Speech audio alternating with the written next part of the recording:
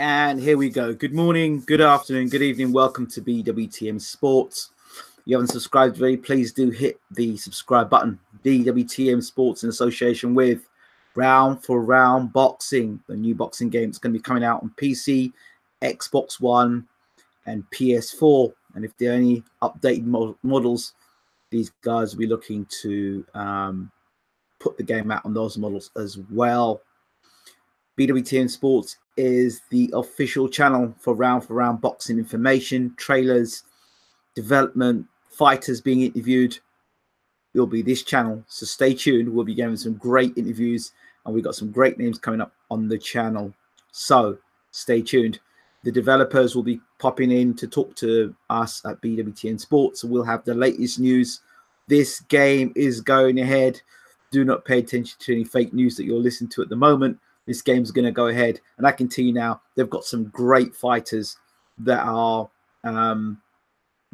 signed to the game already, and some even more fighters. For those people who want modern day fighters, there's some top fighters that are a part of the round for round boxing. Obviously, I'm now an insider as a consultant for round boxing, and BWTN Sports will be heavily involved. So all the latest development will be right here on this channel, so make sure you subscribe.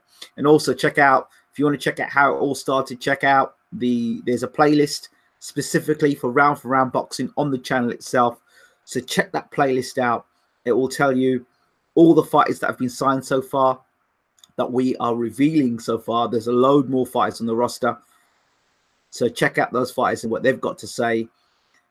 We've got 3 or 4 heavyweights that people would know: Amir Mansour, Lucas Big Daddy Brown, Butterbean, Andy Ruiz Jr. That's 4 fighters already.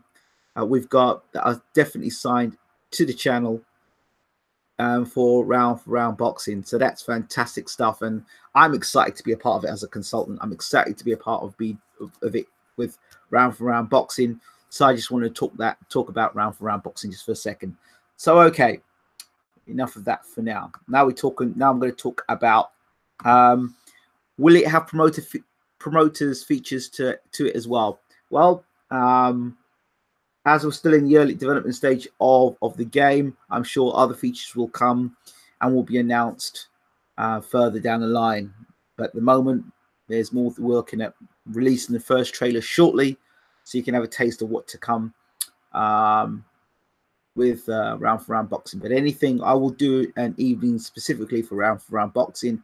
We'll take all your questions and have the developers in, and we'll talk to them as well. So that's for the future. Now back to today's conversation. Well, I mean, I could sit here and talk about why Anthony Joshua is not fighting Deontay Wilder, and I could spend all day slamming that. For me, it's pointless. Joshua's going to be fighting Povetkin now, and we also know that it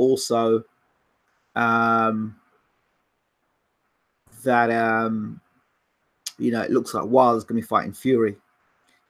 So let's move on. The question is, how does boxing separate itself from the world wrestling entertainment? Well, what the question really should be, and I was tinkering with what the question should be. The question is boxing scripted? This morning, I was in the bathroom as I was brushing my teeth. Now, first I'll tell a lie. It started off, I was laying in bed, and for some bizarre reason, my mind reverted back to, or thinking about, the days of the WWF. And one fighter in particular that I've always loved was Psycho Sid Justice. If you don't know who he is, I'm the man who's going to rule the world. He was like 6'7", 6'9", powerhouse of a guy, fantastic athlete.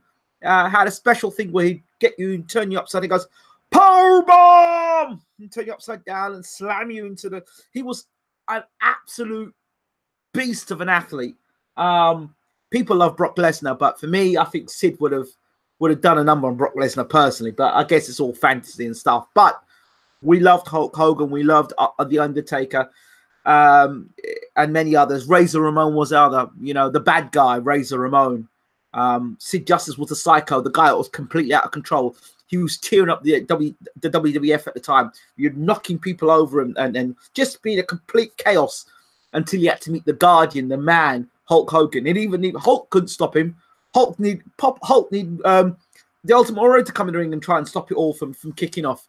So, but you know, the reason why I watched WWE at the time, or WWF at the time, was the excitement. You know, your best fighting, the best, the hype, the building up, the momentum, SummerSlam, Royal Rumble, WrestleMania, the matches in between, the build up to the big one.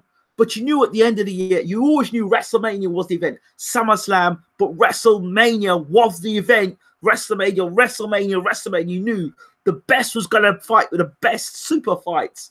Even if they weren't real, you wanted to believe they were real. There have been many fatalities in the sport of wrestling as well. You know, people being slammed through tables and chairs and all the rest of it. It was entertainment at the highest level. The endorphin levels through the roof. You know, waking up at, you know, 1, 2 o'clock in the morning or 3 o'clock in the morning to watch Royal Rumble, to watch all these men coming down the ring to get in the ring and try and stay and see if your guy was going to get through to fight. I think it was at WrestleMania or SummerSlam to fight for that time the World Heavyweight Championship or whatever it was at the time. Amazing stuff.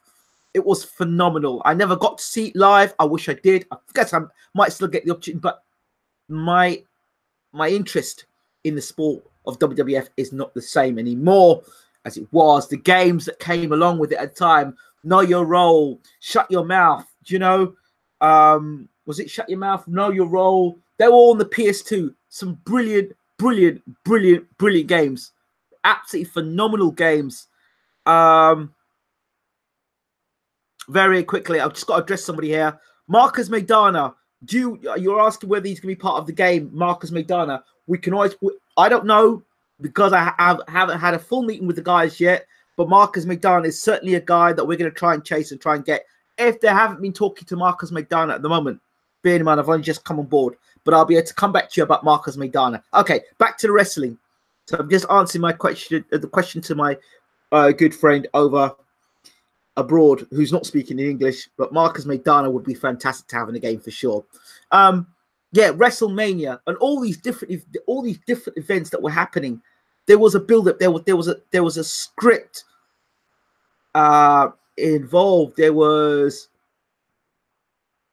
just a phenomenal time for me watching wrestling. There was a script, more or less.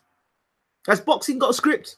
Hell yeah, I believe boxing has got a script. And these are the things that we need to address as boxing fans. I believe boxing has got a huge script to it.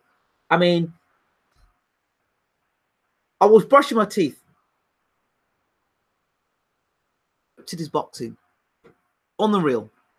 How scripted is boxing? Give me a second. I have to wait. Okay. How scripted is boxing? And I thought, hell yeah, it's definitely real. It's very real scripted boxing. Because let's just go back. There's a lot of things I thought, and I'm going to try and put this together the best way I can. I'm going to take it back to the Floyd Mayweather era, because I think that Floyd Mayweather era has turned boxing on its head. I don't know if he's turned it for the good. I think it may have turned it for the bad. But here's this. Just for a second, let's think about this, boxing fans. Floyd Mayweather was one guy who was able to get away with stuff that most fighters could not get away with. One guy who was able to leave one network to go to another network. He was able to make so much money by the pay-per-view. He was able to make so much money and be so successful. And he was a man of color. Now, I'm not throwing the race card here before people start to jump on the bandwagon. I'm just trying to say, the script would be, if Floyd could do it, then everybody else can do it. Floyd left the script. He left the world of boxing saying, you know, X amount of people have tried, X amount of people have failed. Floyd get to 50-0, but there were other guys who had records that were 51-0, 52-0. Chavez was like 89-0, but Floyd's 50-0 meant a lot. You could say that Chavez fought better opposition. You could say Floyd fought better opposition. The argument can go up and down. But my point is this. Floyd Mayweather was a game changer for boxing. It has allowed fighters or promoters since that time to start going around with the situation that I don't want my fighter getting beat. I'm going to duck this fight. I'm going to duck that fight. A loss is detrimental to my career or detrimental to my fighter's career. It took so long for Mayweather to fight Pacquiao. It took so long for Lewis to fight Tyson. Is boxing scripted? Hell yeah, it is. Here's another example. And when I talk about the Floyd Mayweather era, I think Floyd did great things, but I'm not sure if it'll ever be repeated. Because I think that was one guy that got through. The doors of all the gates were closed, and then every boxer thinks they can reach that, attain that.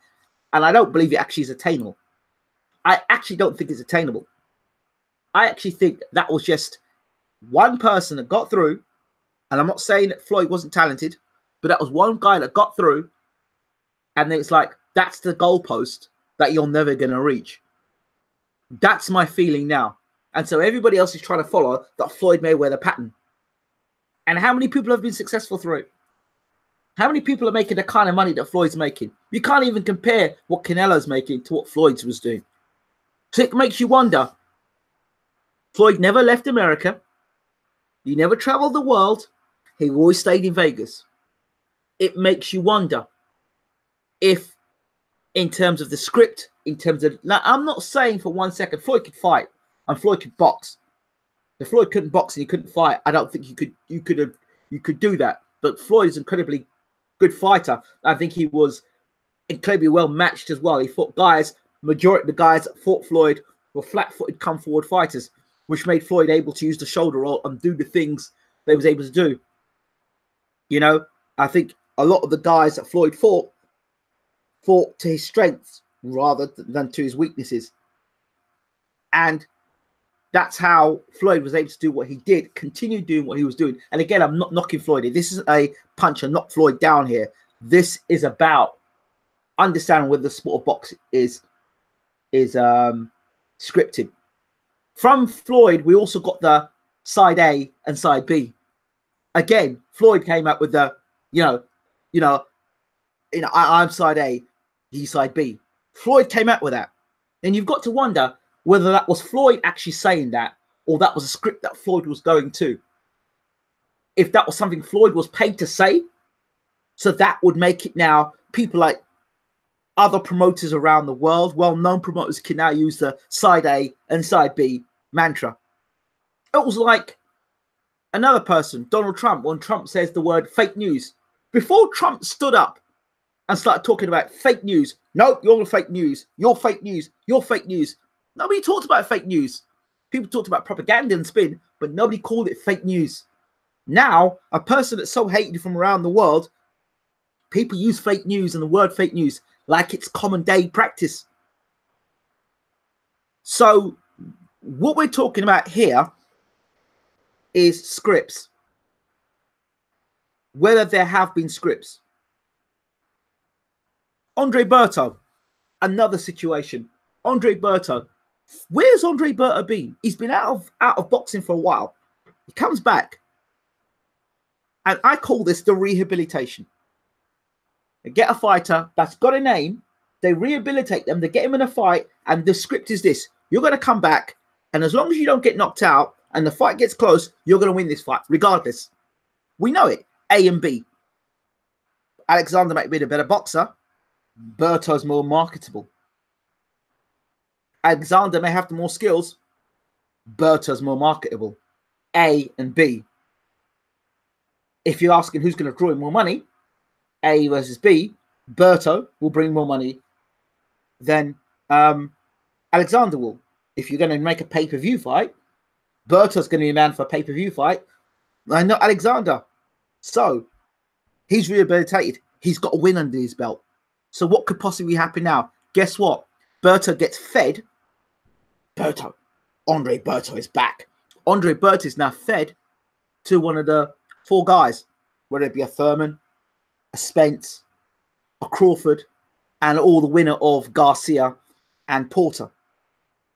And that's how it goes. That's how it goes. That's how it goes that way. We also know the script works another way. If you're not earning a lot of money in the sport of boxing and your face doesn't fit, and you may get caught with some substance, or you may not get caught with a substance, you know you're going to go down faster than the guy that has been caught with a substance and is a pay-per-view star. Is boxing scripted? Hell yes, boxing is scripted. Boxing is scripted. You know, people don't want to admit this, but it's the truth. They don't want to accept this, but boxing's the truth. It's the truth about it being scripted. Another example. Some of your fighters that are boxing, you know before they get in the ring, if they don't win the fight by knockout, then you know they're going to lose on points. Is that not scripted? Is that not scripted? If boxing's a fair sport, then the guy who's boxing well, boxing's about hit, not get hit. If the guy's not getting hit and he hits, and he outworks that person, he should get the decision at the end. But no. If the powers that be say, no, your face doesn't fit. No, we're trying to make a pay-per-view fight here.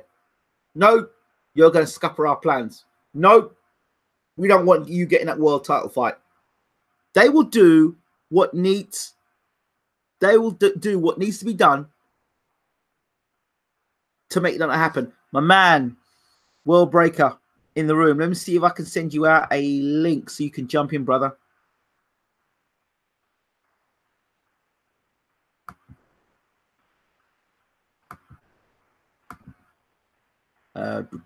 Let me get you a link here, brother. Hold on. Copy. Hold on a second, brother. Let me get you in the room. Hold on. Let me get you a link. Let me send you a link. And how am I going to send you this link? It'll have to be through.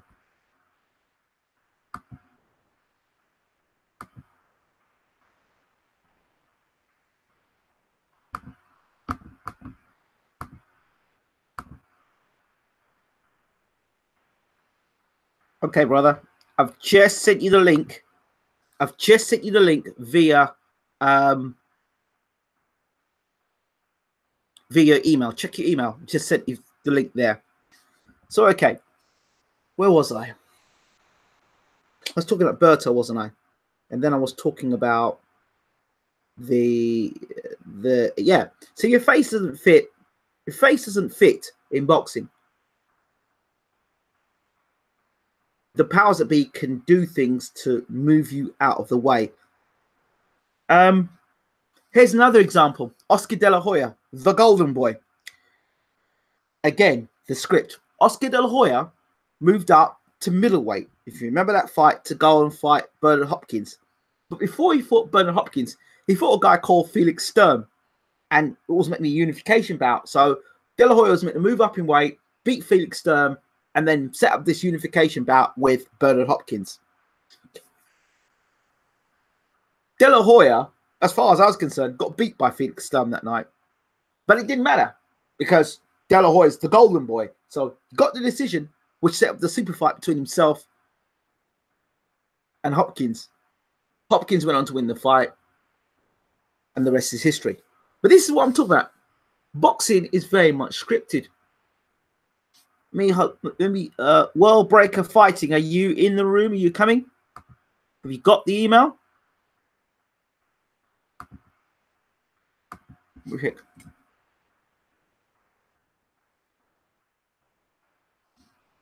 Send you the link via email, brother.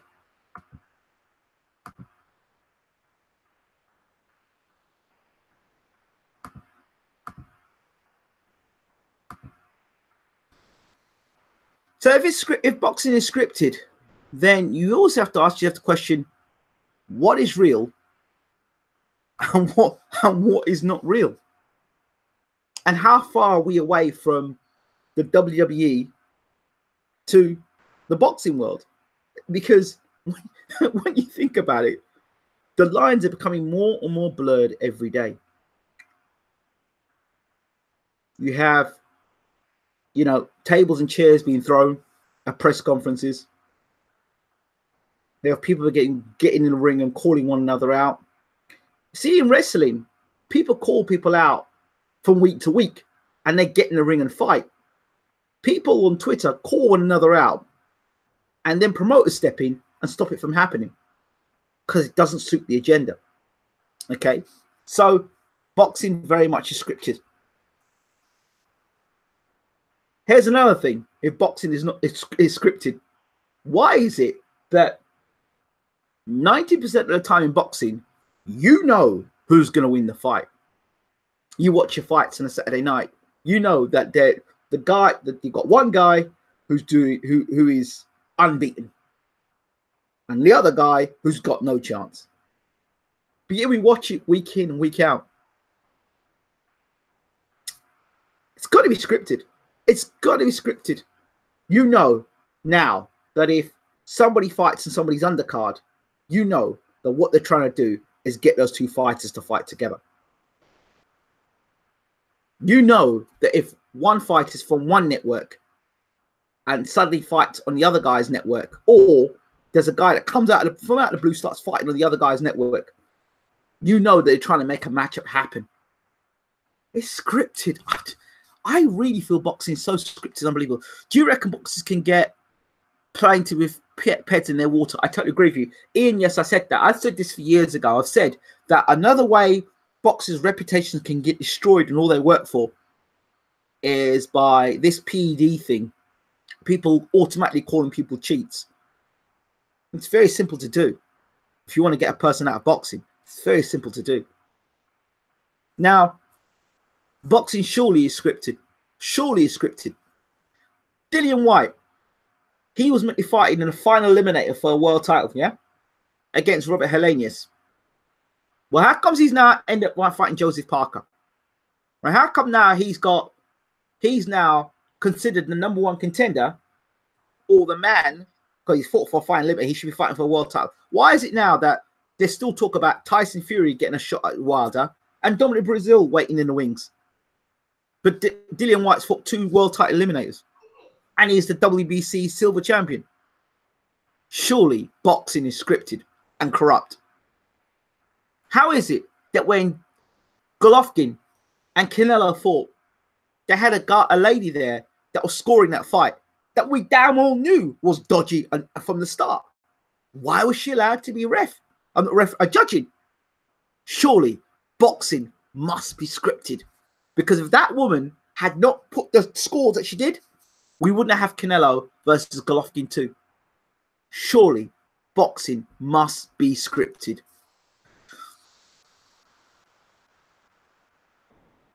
I'm here, bro.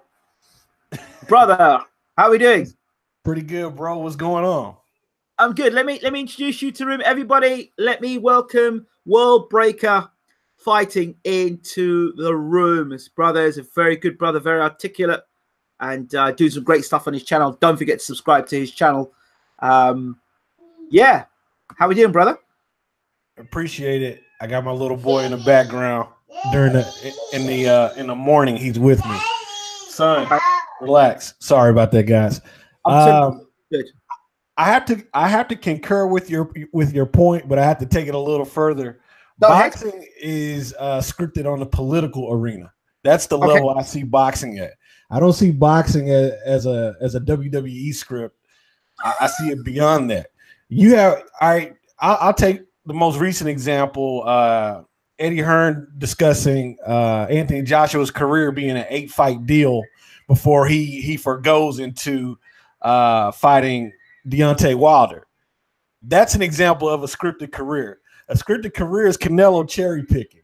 A scripted career is Triple G being billed as this monster, but he won't fight A-level talent unless it's Canelo, who's a shrimp compared to him physically.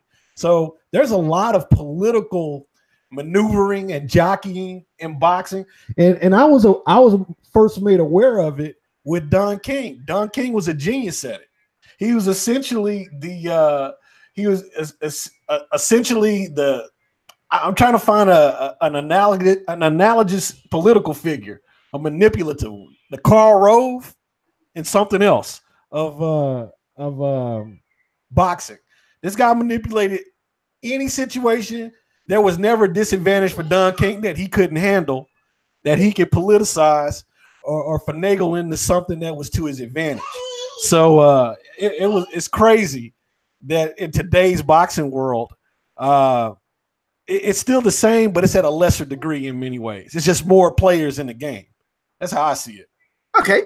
But don't you think that Floyd Mayweather was a game changer in terms of, I think maybe that will let through the gates and right, just one, that's it. Let him do his shit, that's it.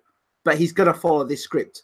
A and B side. We only started talking about A and B sides, really, when Floyd came in the picture. That's true. We did. I'm not one that attributes Floyd Mayweather to someone of a high IQ. I just think he's as far as boxing goes, I think the guy is a talent, and I think his IQ is regulated to boxing. In the boxing arena, this guy knows what he's talking about. Manipulating a fight, promoting a fight. He's more of a self promoter, but he's not a brain trust. It's not like when you're talking to Mayweather, you're talking to Lex Luthor. You're talking to Floyd Mayweather, and he can only go so far with it. I mean, look post boxing for Floyd Mayweather. He's in a beef with 50 Cent, and they're pulling each other's most personal issues out. This doesn't sound like a guy who thinks ahead. He only thinks in the moment. And so the guys that think ahead are people like Heyman. The guys that think ahead are people like Finkel, because they're aware of all the all the individuals that are involved in boxing that are unseen, that are unheard, that you have to curry favor with, that you have to grease their hands and do all the other stuff. Everything in boxing is scripted, and it's scripted better than it is in wrestling. It just is. Wrestling, it's a script. Oh shit, Stone Cold Steve Austin put somebody in a bear trap today. Okay, and their legs are stuck. Oh shit, that's crazy. But hold on. Check this a second. But boxing's scripted. When you when you're watching boxing and you have to say, I'm watching this fight, but this guy has got to get a knockout to win. That's a script, isn't it? Is that not a script? Because we actually are playing into, we know what's going to happen. If this guy goes to points or this girl goes to points, they're not going to win the fight, even if they've outboxed them. It's predetermined based on many factors. The biggest factor being name recognition. Yeah. It's just like when you refer to the Felix Strum De La Hoya fight. I watched that fight live. I forget how old I was. I had to be like 20, 21 or something like that, 22. And I'm looking at this fight, this dude whooping Oscar De La Hoya's ass. And it tripped me out. I'm like, he lost? He lost? And I'm like, this is ridiculous. And that right there was a benchmark fight for me when it came to the word screwing people. The guy got screwed. The Samuel Peter Klitschko fight, where Klitschko got knocked down 3 times. Screw job too. I'm sorry, I've never seen a fight where a guy gets knocked down 3 times in a fight, doesn't knock the other guy down, and wins the fight. Man, there must have been some hellacious scoring in between those rounds. Wait, hold on, but that is scripted. That must be scripted. That's exactly what I'm saying. The outcome is predetermined. Scripted. No, GGG. Scripted. It's got to be scripted. Why was that woman even judging when we know she's horrendous? Scripted. Must be. Oh shit, we got Harold Letterman judging the cars all left. And it's just like the Kovalev fight the other day. Man, did you see Harold Letterman's card? Harold Letterman has either lost both of his eyes or they detached his cerebral cortex and threw it in the trash. And he just said, fuck it, I'm gonna just score this shit for Kovalev and go left. That's how I'm looking at it. So you see, I see 7 rounds up for Kovalev. He's just been knocked down, but that doesn't matter. That doesn't matter. He woke up from the grave and he still wanted to fight. Yeah, that's a 10-8 round for me. That's for them. There's it's crazy. Crazy. Why? And then it's just like right now in America, I just you're hearing Eddie Hearn kind of turn the tables in a manner where he's trying to flip the script. It's been scripted, now it's flipping the script in order to get some momentum over here. Everybody's trying to do something. Bob Arum's probably the worst offender when it comes to flipping a script or scripting out a situation. He will stymie his own fighter's career for his benefit. And it's crazy to me that this guy is literally a walking mummy and he's allowed to still operate. I didn't think Arum would outlast Don King and still be as influential as he is. But you have a fighter like Terrence Crawford who is being, I don't know if it's his personality or not, but it's obvious that his career is now in the engrossed in a script with the ESPN deal, because they couldn't facilitate Vasily Lomachenko's script. It wasn't generating buys. It wasn't generating buys on the ESPN app. He wasn't getting a lot of support. Now they've had to flip to Terrence Crawford, who's not really a big personality in boxing. He's not the guy that's going to show up to fights to promote himself, to support other fighters. He's really a very personal family guy, and you see that. But Bob Arum is trying to script it like, hey, this is the narrative that suits me. I control this fight. Mikey Garcia is another example of that. And I'm trying to think of details because it's still the morning for me. It's way early in the morning for me. I look at all of these players, past and present. Oscar De La Hoya is probably the worst script guy because he doesn't have a PR team. You know, you're sitting up there and spatulas are getting in the media. Your dealings with spatulas and nearly underage girls. So his script is always falling apart, except when it comes to Canelo. You know, so some people have great writers, some people don't. Oscar obviously employs the worst writers in the game, but it's definitely scripted. It's definitely manipulated. It's just like Brandon Jennings, who for some fucking reason is listed as number 16 or 15 or something. I'm sorry, number 11 on the WBC rankings. Brandon Jennings, 2 losses were to top contenders. Okay, why is he ranked lower than Derek Chisora? I don't get it. So again, scripted, payola, whatever it is, it's not based off of ability. It's not based off resume. It's based off whoever's greasing whoever or whoever's doing favors. So let me write this up, and this is what it's going to be. So basically, an upset now has become going off script. Yeah. There's a few people going off script. They will pay for that. They will eventually pay for that because boxing is a vengeful widow, in the way that people act out, and it's really sad because this sport would be so much more. It would be like it was in the golden era, where the best fight the best. If the promoters and the sanctioning bodies didn't have such a strong arm on manipulation. Yes, but that has been enforced or empowered by the Floyd Mayweather side A, side B mantra. And those two things, the unbeaten record plus the mantra of side A and side B, those two things are affecting the sport so much today. Yeah, I think it's an added element. The Floyd, let's call it the Floyd Mayweather effect or syndrome, that has affected, that's actually added ingredients to an already messed up pie. That because everything that's going on right now has always gone on as long as we've been alive. It's just it's at a hyperactive pace now. But think who else has earned the type of money Floyd's made in boxing? Nobody. No one. No one's going to. So exactly. So Floyd has got to have been The one guy that said, oh, you know what? We're going to let this guy pass through. We're going to allow him to make X amount of money, right? But at the end of the day, pay-per-views. But what's really going to happen is it's going to allow us promoters that working together, us promoters, to be able to start using the side A and side B and the unbeaten record thing to keep money in the house.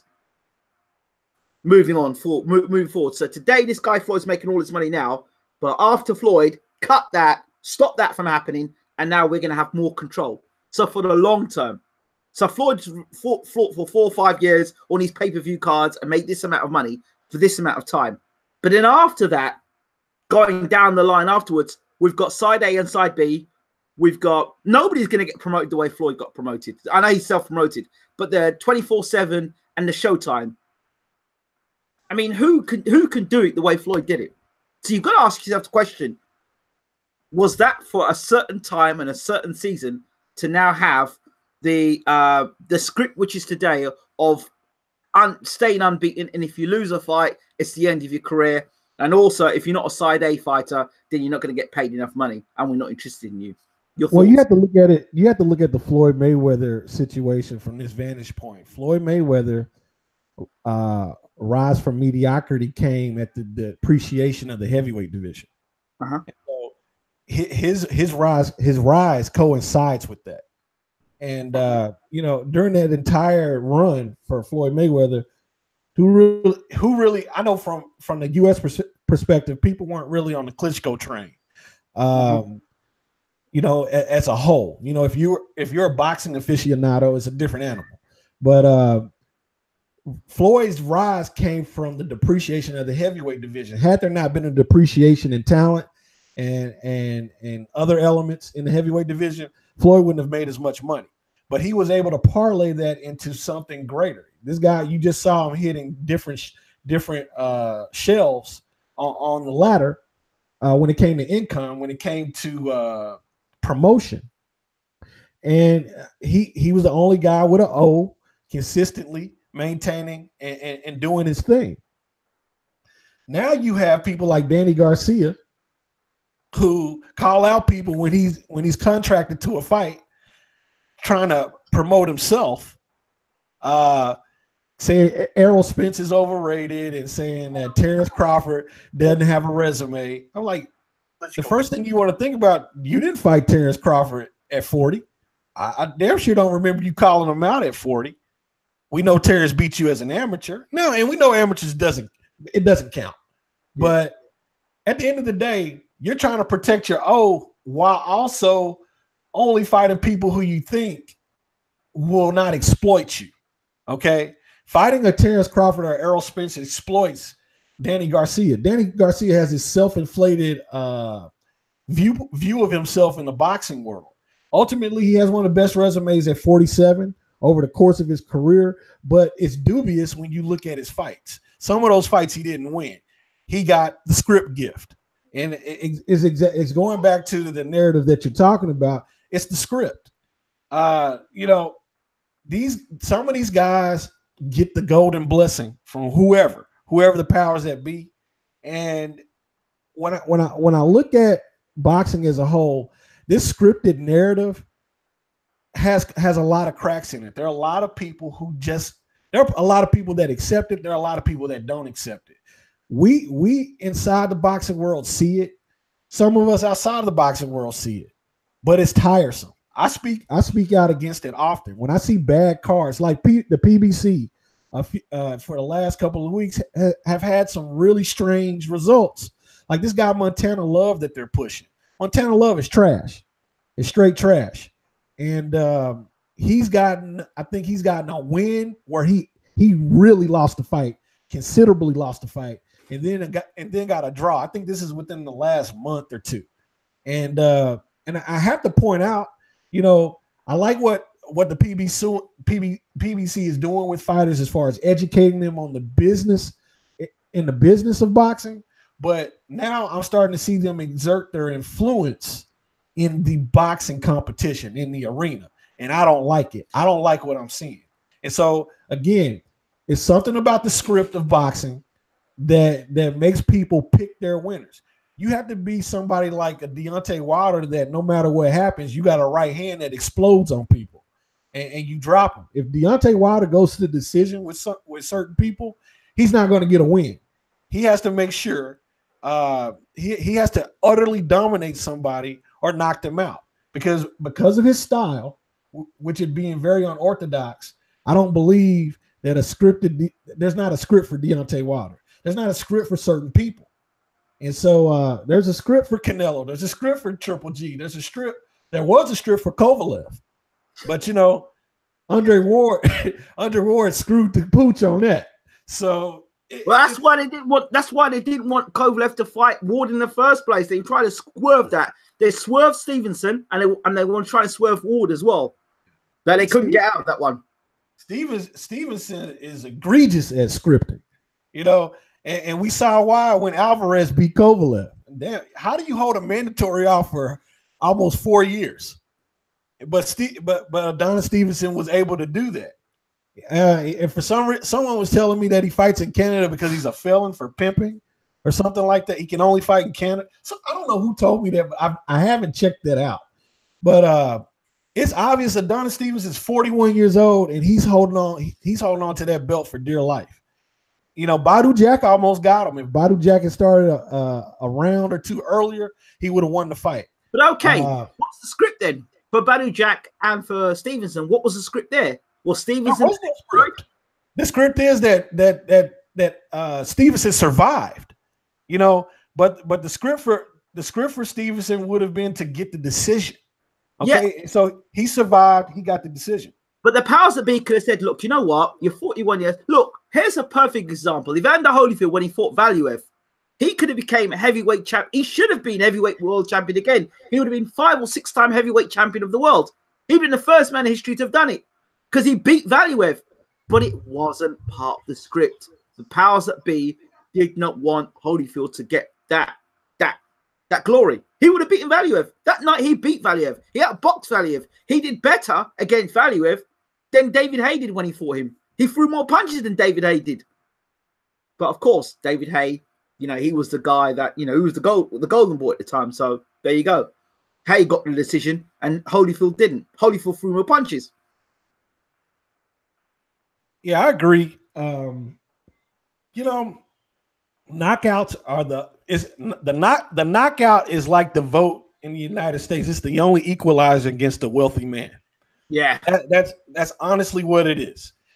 So when you have the script or the odds against you stacked against you, even from the shadows, the only way that you can secure that bet is to knock somebody what they call the hell out. And then that becomes an upset. And exactly. If upset, then that's out of the script. Yep. But as usually those knockouts come with rematches, and so they try again. I think a fine example of a script not being followed was the Sonny Liston Ali fight, number 1. That's probably one of the finest examples of a mob. That was a mob-induced script. Mm-hmm. Sonny Liston was supposed to win that fight. Sonny Liston put a foreign agent on his gloves in round 6, I think it was, and blinded Ali for a round in a fight to secure a win. So the second fight damn sure wasn't scripted because Liston was that punch that everybody says that Ali either threw or didn't throw. That could have been considered a script. There are a lot of dubious things that have occurred in boxing over the decades. I've heard some stories about that. I heard some stories about that, and the stories I've heard about that is that Liston's family was threatened. Yeah, it looked like it. I heard that his family was threatened, and I heard that it was a mob type people that threatened him. His family, I think him and his family were threatened. He says, "You take the fall in this fight and disappear." Yeah. There's some Sonny Liston stories out there that are really embarrassing to Sonny Liston. A run-in with a mob, the Purple Gang, Cleveland mob boss, where the guy pretty much dressed him down, threatened his life. Sonny Liston, when he wasn't boxing, was enforcing for the mob. There's a fight that I'm thinking of back in the day. Jack Johnson versus Jess Willard, where it looked like Jack Johnson just laid down. He was literally and wasn't even trying to act. He just, he's just covering his eyes from the sun. All right, let me take the 10 count. And, they had to pay Jack a bunch of money because everyone knows Jack wasn't losing that belt and he wasn't following the script. I guess someone finally paid Jack because he didn't get beat up in that fight. If you look at the fight, yeah, that's taking it way back. You got to look at grainy footage. But there is a significant history of scripting in boxing. And it's like I said, it's on a political level. They do it like this. Hey, 2 or 3 years from now, this is what we're going to do. You're going to follow this. You're going to follow these steps to get to this point, and then we're going to have a world title, or we're going to have a rematch, or a tiebreaker, or something like that. We see it often played out, but a lot of people are in denial about it because they're caught up in the excitement of the fight or their favoritism towards a certain fighter. Mm-hmm. So it's one of those things when you see it blatantly. I see it most blatantly with people like Jim Lampley, Harold Letterman. I'm not left hand for Pacquiao. Yeah, Jim Lampley is literally the most the most biased guy I've ever seen in boxing on TV. It's crazy. He is more biased than some people I see on Sky Sports. I'm like, it's ridiculous. That's hard, bro. Hey, I'm telling you, Jim Lampley has no filter when it comes. He points out his favoritism is ridiculous. I mean, and HBO's been put when Pacquiao got knocked out. He just slipped and fell. He just slipped and fell. It's okay. He tripped over his shoelaces. Oh, why isn't he getting? I think he took a no-dose. He's not trying to wake up right now. Marquez did not hit him. I swear. Oh, do you remember that time where there were people saying that Pacquiao actually allowed himself to get knocked out to make the Mayweather fight? Do you remember that? Yeah, people smoking crack, just straight crack, meth, peyote, buffalo chips, that's horse shit, all of it. You don't play and get paid. Listen, I've seen people take dives. Pacquiao's not the guy to take a dive. And that was no dive. That type of ring IQ to take a dive. That's what he said. Oh my God, he's dead. Oh my God. Shoot. But yeah, seriously, Jim Lampley like, oh, Pacquiao tripped. I think something's wrong. But I think he's just acting right now, fellas. I have seen some crazy explanations for the obvious. Just because you're trying to sell a narrative, because you're trying to sell something. And people don't want to call it like it is. You may not agree with me, but you got to see it for what it is. Yeah, and that's true. I may or may not like it, but I gotta call it as it is. People and these guys on these channels, HBO, Showtime, you have to have credibility. This is why HBO sunk. It's because they've let Jim Lampley, Harold Letterman, all these guys remain on there too long, and these guys have developed relationships, or they put a script in front of these guys and they just go too hard into the script. They're like, do you know how to deviate? No, hold on. So it's all scripted then. Sky Sports is scripted. Yep. Showtime is scripted. Not Showtime. HBO is scripted. Yeah, I do. It's all scripted. So, okay, so then you tell me the difference between the World Wrestling Federation or World Wrestling Entertainment and boxing. Tell me the difference. The difference is in wrestling, they might get hurt doing choreography. People can get killed in boxing. That's true. And so, well, hold on. People have got killed in the World Wrestling Entertainment as well. Well, that's Vince McMahon's fault. Bad engineering. And you think about Owen Hart. That's a horrible story. Yes, it Plus, is. Wrestlers and comedians have the shortest lives in the world. If you think about it. Wrestler, you hear about a wrestler dying every other week from something tragic. The fact that Jake the Snake Roberts is still alive is one of the great mysteries of the world to me. Jake the Snake should be dead. I don't know if you know who Jake the Snake is. Of course I know who Jake the Snake Roberts is. I remember his classic matchup against Undertaker. That was one of the greatest matchups of all time. Yeah, I've watched a couple of documentaries on Jake the Snake. That guy should have been dead when dead was dead. That guy has died many times. Super cocaine addict, super crack addict, has been able to overcome that stuff. He's kind of outside the script, when it comes to the tragedies of wrestlers. But as far as wrestling, it's a soap opera. It's a storyline to it. Well, but hold on one second. But there is a script. We know the script. We know there's a script. We know the script for Tyson Fury and Wilder now. There's a script there. We're getting a script. Fury signed up for VADA. It's a script. There's some things, there's some elements already coming into play that I see it being scripted to a degree. Ultimately, it's what happens in the ring for those two guys. I don't think Fury's ready for that fight. No, I think Fury needs 2 or 3 more fights. Well, I know that too. We both agree that but we know what the excuses are already. We know this. Yeah. We know the script that's going to be said should Fury lose. Yeah, but I think this script came into play after Hearn played the game and scripted the game the way he did. And so, hey, you got to go on to the next thing. Deontay Wilder's at a certain point in his career, and he's ready to bang out. This is the thing. They can script everything. Even they can even script the fight, but ultimately it's to the will of the participants in the fight. We've got 2 guys who don't go by the script. You've got Tyson Fury and Deontay Wilder. They're both guys who just don't go by the script.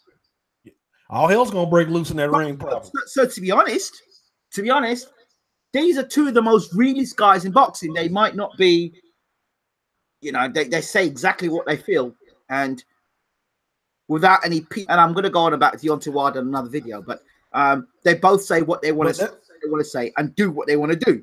But that's why there's a lot of negative press against Deontay Wilder, because whether you like the comparison or not, he's of a cut of Jack Johnson, Muhammad Ali, and people who stand up for what they believe in full force.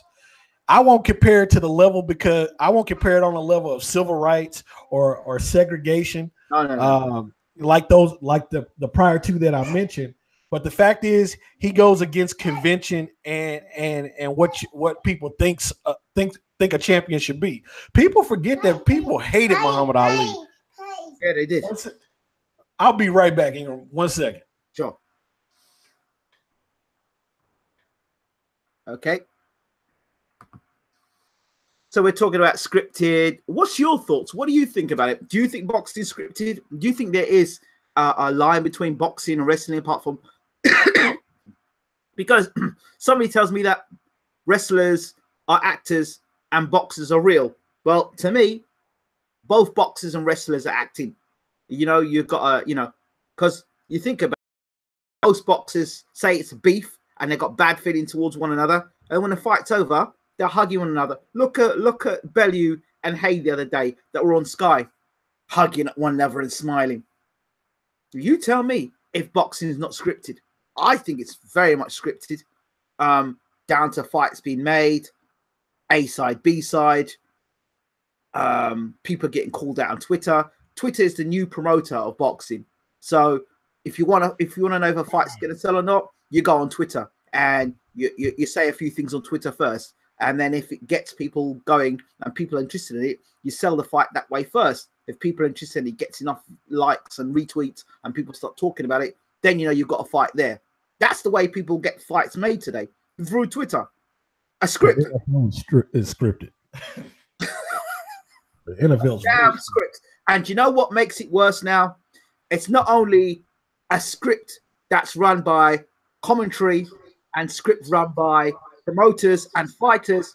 We now have social media and media outlets that are scripted as well. We have YouTube channels that are scripted. They follow the script. They follow the dialogue. So what do I mean by that? If a bought media outlet is, or it's funded by a promoter or connected to a promoter. So therefore, every time that person's website gives information off, they're getting free tickets to any fights they want to go to. Then they will say what's necessary from what that promoter wants to see out there. So they're not going to tell you the truth. They'll just tell you what the promoter wants, the reality of that promoter, the reality of that stable. And so therefore, what happens now is that you're not getting the truth, but you're getting a script from a script to a script. So the person who sits in front of you and starts reeling off all this information to you are just repeating or regurgitating the script that a promoter, a manager, and a fighter have put together. Do you want a perfect example of a scripted fight? Yep. Sorry, relax. A perfect example of a scripted fight is Anthony Joshua versus Joseph Parker and the referee. Yep. The referee. Because Joseph Parker was the first guy Joshua didn't knock out. And Parker wasn't allowed to engage. He wasn't allowed to engage on the inside. I'm not saying that Parker would have beat Joshua, but he was giving him a contest that we hadn't seen Joshua go through. But the referee wouldn't let the guy do what he needed to do. Mm-hmm. I've never seen that. I've never seen a referee blatantly intervene. I'll give you a perfect example. Ricky Hatton, Floyd Mayweather, Joe Cortez. I gotta recall that fight because all I can remember is the knockout right now. Hatton known to be an inside fighter, not an outside fighter. He good to get inside and throw shots and stuff. In the first round, Ricky catches Mayweather jab, and Mayweather stumbles to the ropes. Cortez allowed Floyd to hold on the inside, hold, and then every time Ricky got close, referee say break. Right. Now that you said that, I didn't think Ricky would win the fight, but that was Ricky's best chance of winning the fight. Now that you said that, we've opened up a can of worms because now I remember Richard Steele, and that takes the cake. He was a king of that shit. Richard Steele, every controversial fight that ever happened in the 90s with heavyweights, Richard Steele was a part of it. Don King was the promoter. Script. Because Richard Steele was you would see some crazy stuff with Richard Steele. No particular fight comes to mind right away because it's been years since I watched some of those fights. I remember Richard Steele was synonymous with controversy. Yeah, there you go. There you go. So even our referees are part of the script. Yes, indeed they are. You tell me now. Again, I ask you the question: wrestling and boxing, the lines are blurred as to what is real and what is not real. You say that, those guys are choreographing. Well, it seems to me a lot of things seem choreographed in boxing. In wrestling, people get hit by cars. I don't think that people get hit by cars in boxing. Yeah, that's about the comparison that you're making. And people climb up ladders. That's it. Yeah, you have a valid point. I can't deny it. I just think boxing is planned longer term for their manipulation versus wrestling, where someone's coming with a script on the daily. Wait!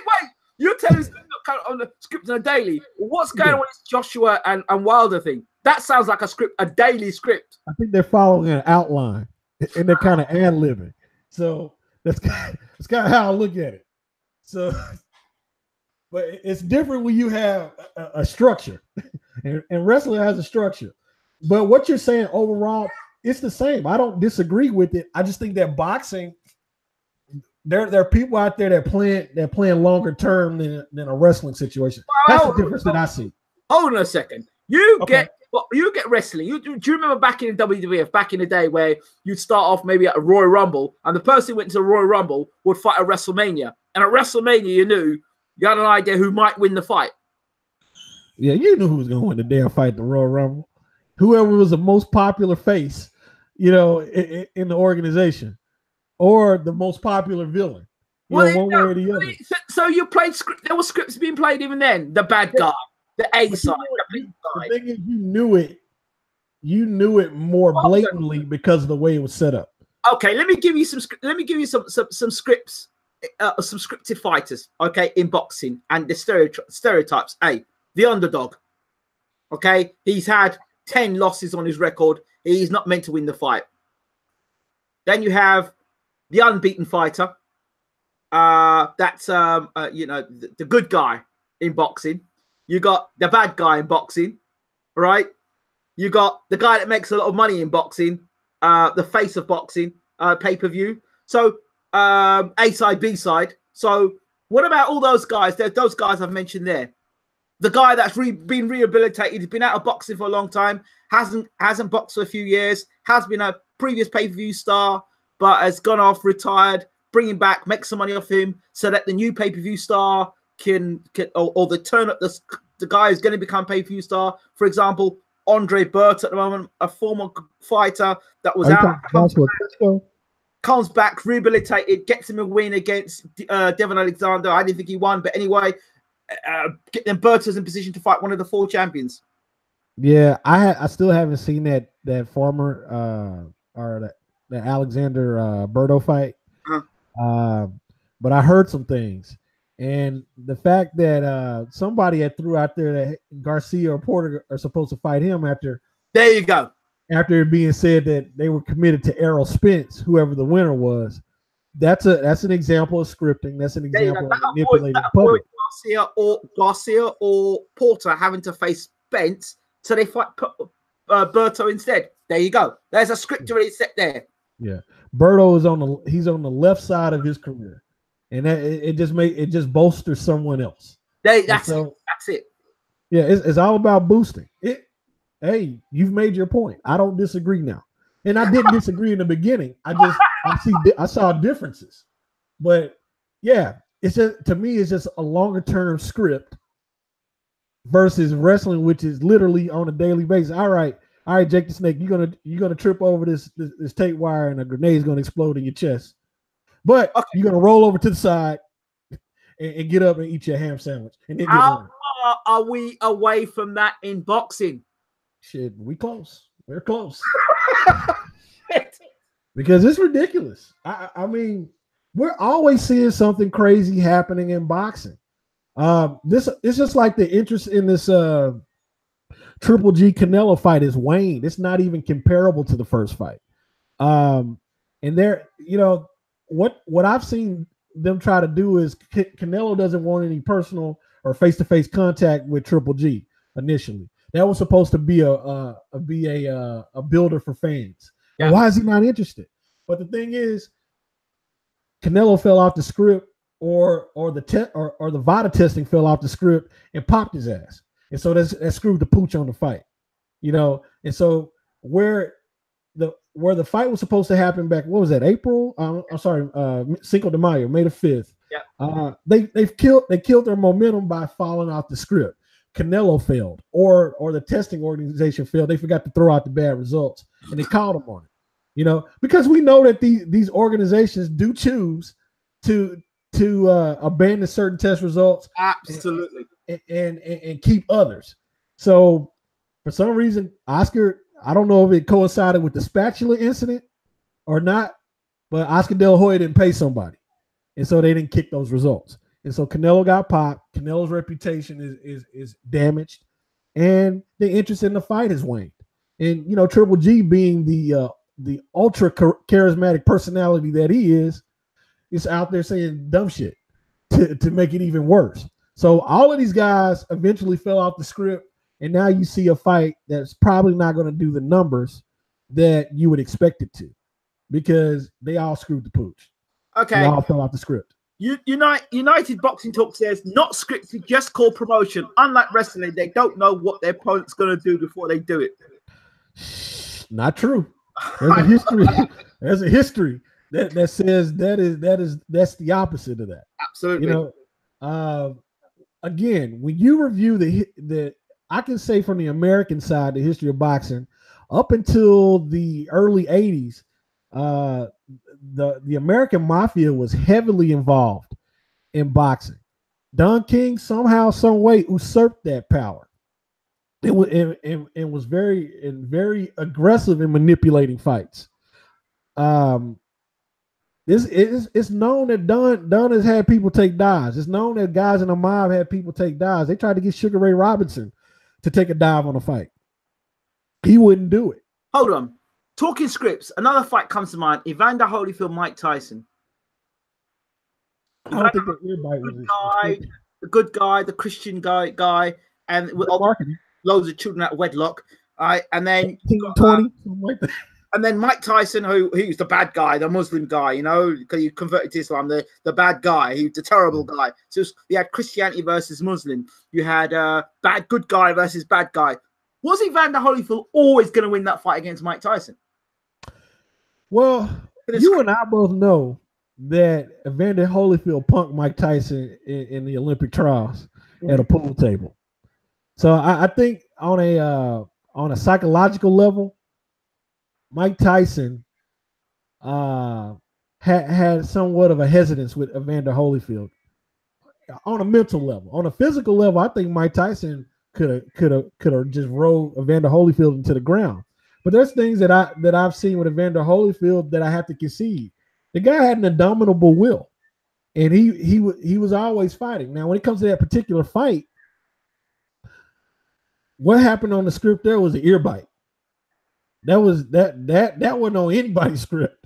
No, hey, Mike, in round 6, you're gonna snatch his ear off. You know, he's gonna headbutt the shit out of you for several fights. I'm talking about the first fight. Now, the first fight, Evander Holyfield was using his head a lot of the time. I mean, I'm a Holyfield fan, but you know, he was using the head, and the referee said nothing about it. Use his head his whole career, man. He was Balrog with it. He was a headbutt master. That's a hard hit. You can't avoid it. Damn, I got a cut. He didn't even punch me. Another script, Holyfield Lewis, the first fight. You tell me how Lennox Lewis drew that first fight of Holyfield. I don't remember that fight, man. I have to look at it again. Go back and look at it. Man, that was a fight. Lewis should have been world heavyweight champion. He should have been undisputed champion that night. Scripted so they could get the rematch. Yeah, but again, when you say during that time, where was Don King in the audience? He might not even been promoting that fight. But I guarantee you, Holyfield, yeah, he would have been Holyfield. Holyfield wasn't Holyfield with Don King? I don't think so. I think he was with. I want to say he was with Top Rank. Or main events, no main events. It could have been, but let's just say on the safe side, Don King was there some kind of way because he was always there. He was there some kind of way. People don't understand. Love or hate Don King, he was the greatest boxing promoter that ever lived.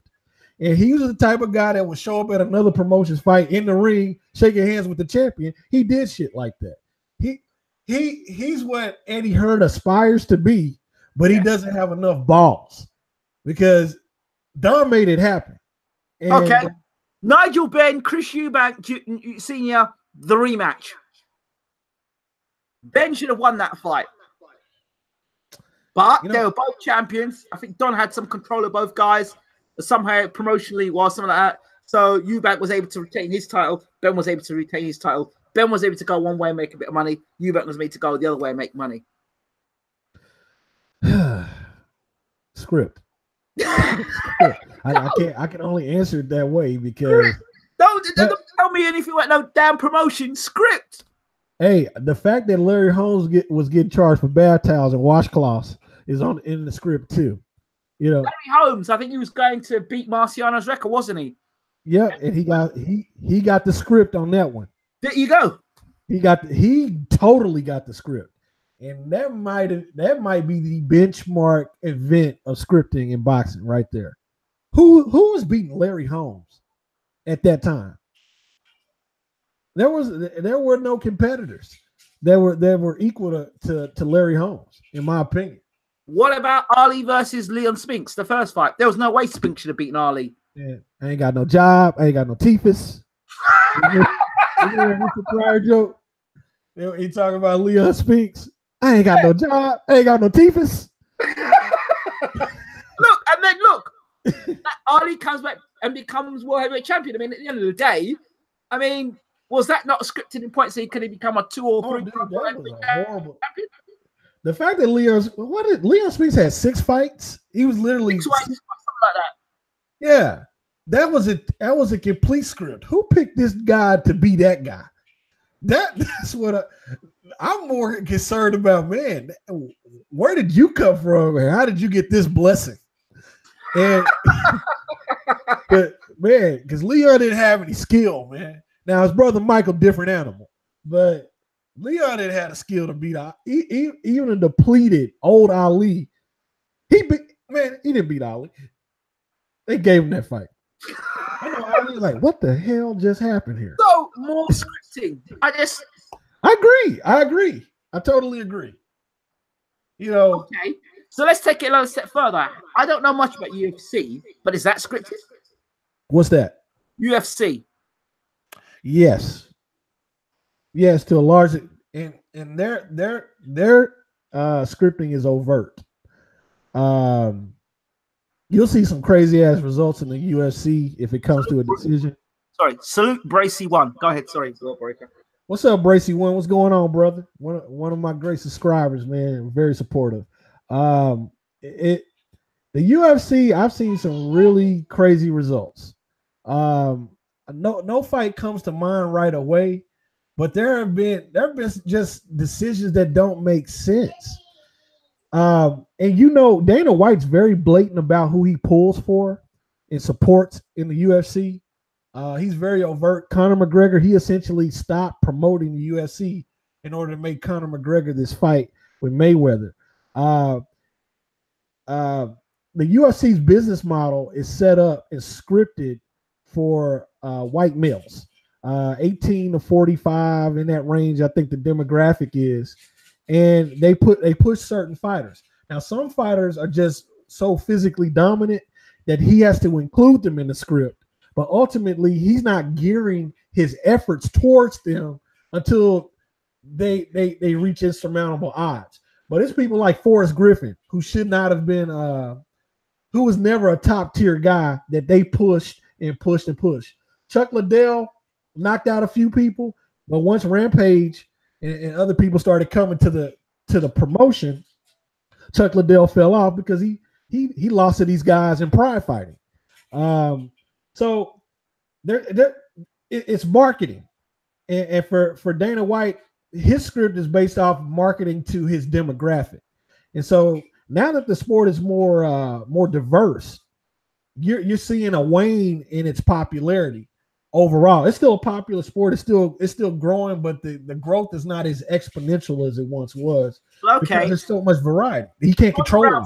Ronda Rousey, was that scripted, non-scripted? All day, every day. All day, every day.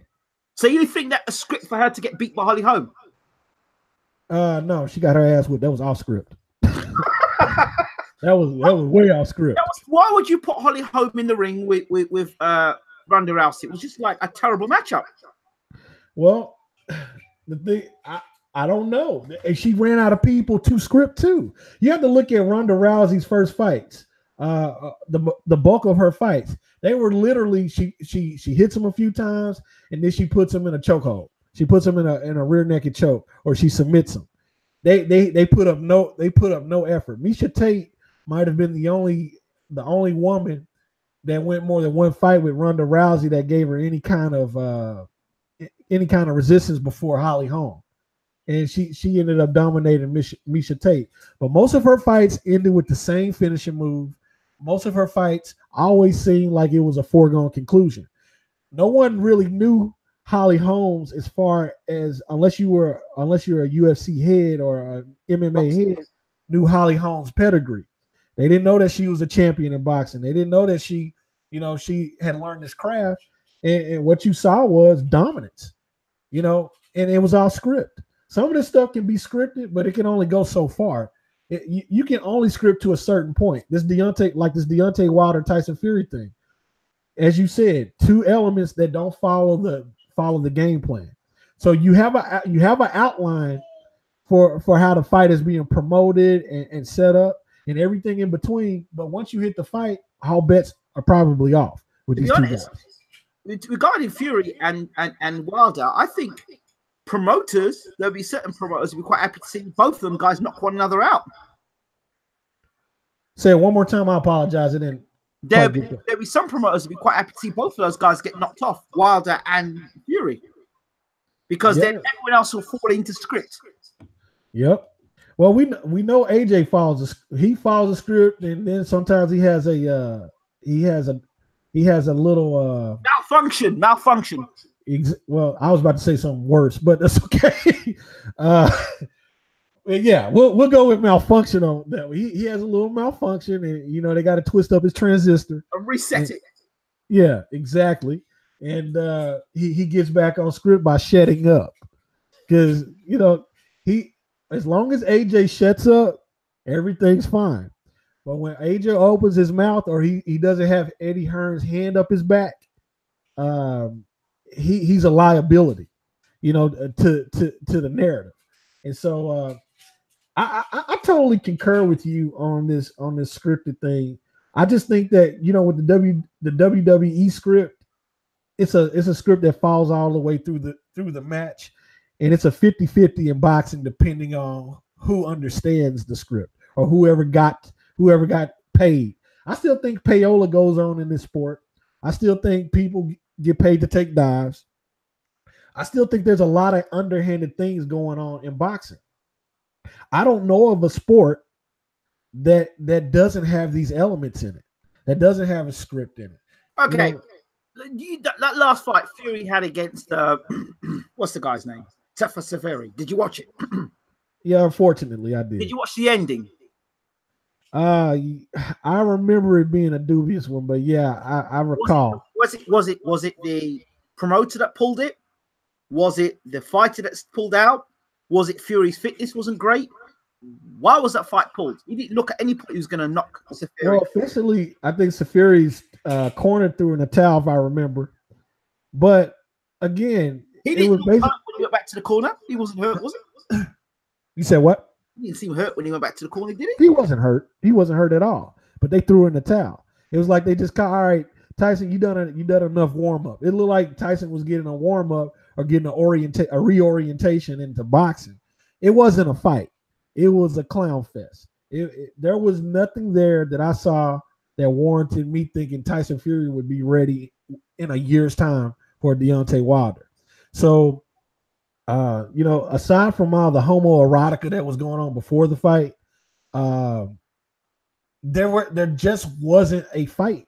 Both of these guys were in there to clown. Tyson Fury was in there to kind of get it. He was trying to get his feet wet again, and he didn't even look good doing that. Here's another script that I love my boy Keith, but this was definitely scripted. His fight against Colasso. His fight against who? Colasso. I've never seen that fight, man. Look, Keith's doing what he's doing. He's boxing nicely, and then Colasso lands a body shot. Keith almost crumbles that body shot, and he's wincing. He's going around. And Colasso's getting on top. And then suddenly next round, and my man's back in retiring in the corner. It's like if Heyman said, "You know what? Listen, this is going against the script. We've got big plans for Keith. He's got to fight Garcia and Porter. We can't have this going on. You've got to." And next thing, Colasso don't come up for the next round. Yeah, I've seen instances of it, man. It's apparent. Again, recently, Montana Love is an example. If you go back and look at his last two fights, yeah, this is a guy that got a draw who should have clearly lost, and got a win where he clearly lost.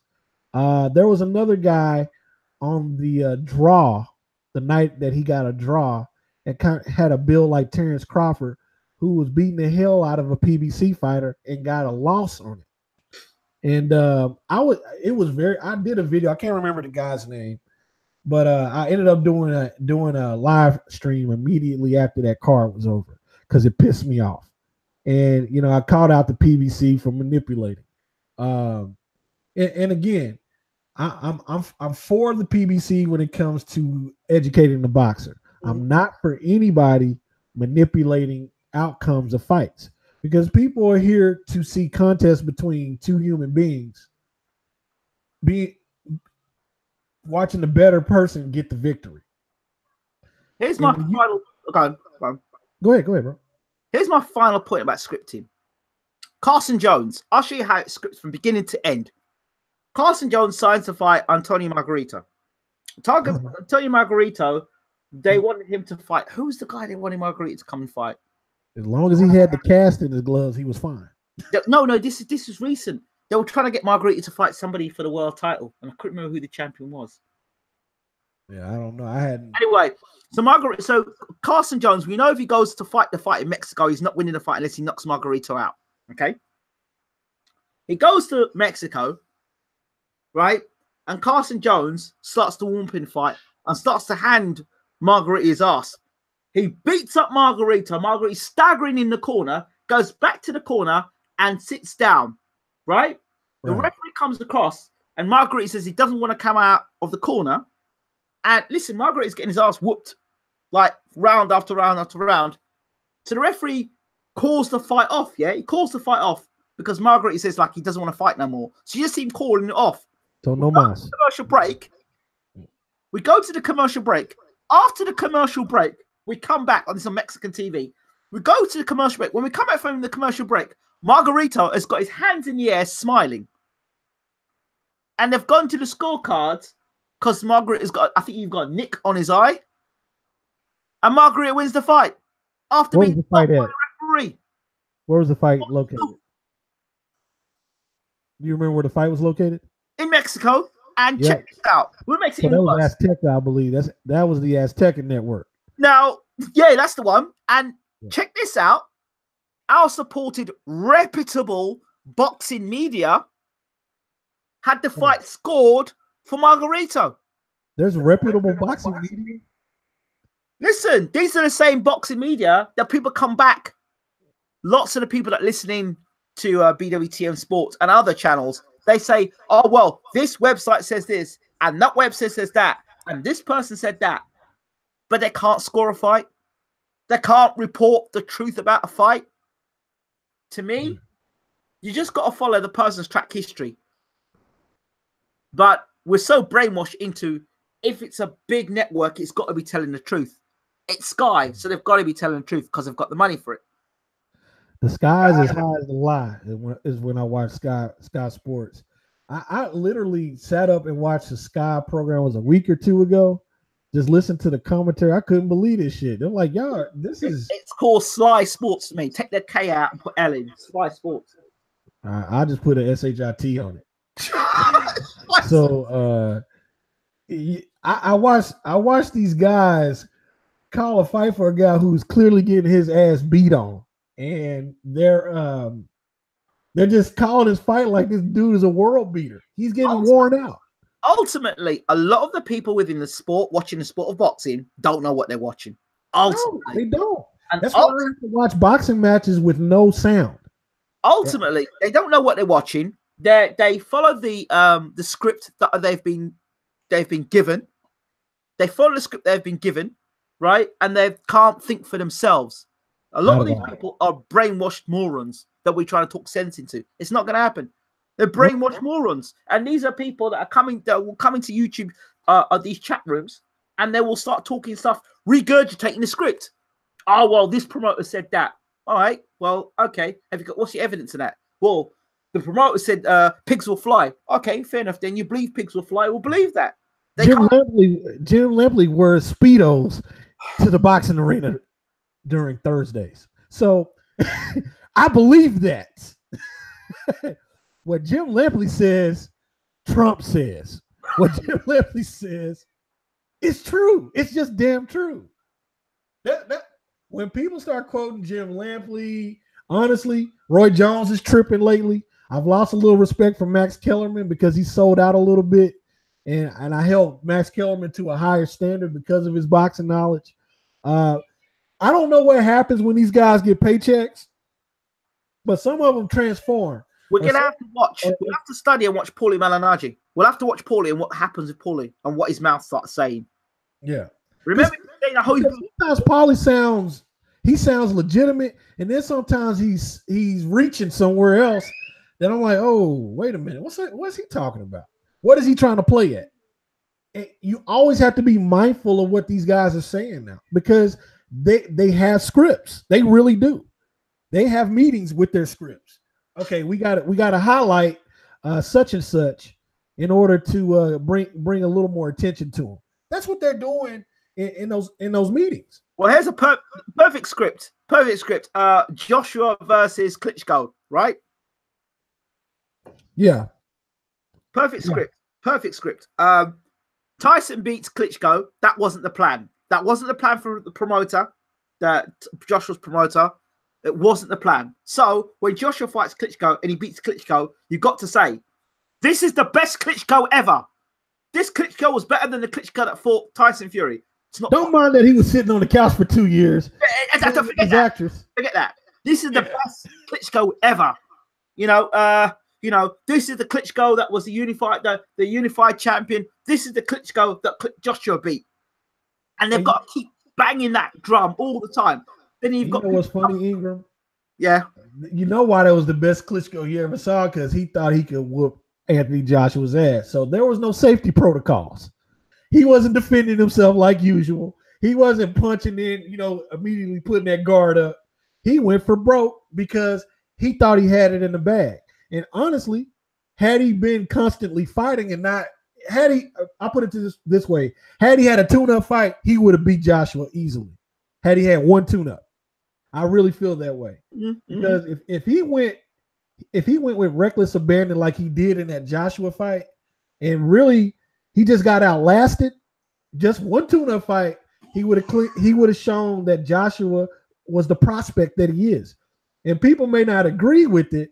Anthony Joshua's a prospect with belts. Okay. I'm a boxing head. I watched boxing my whole life. Ingram, you watched boxing your whole life. Mike Tyson's the youngest heavyweight champion ever. He was 28 fights in when he got a belt.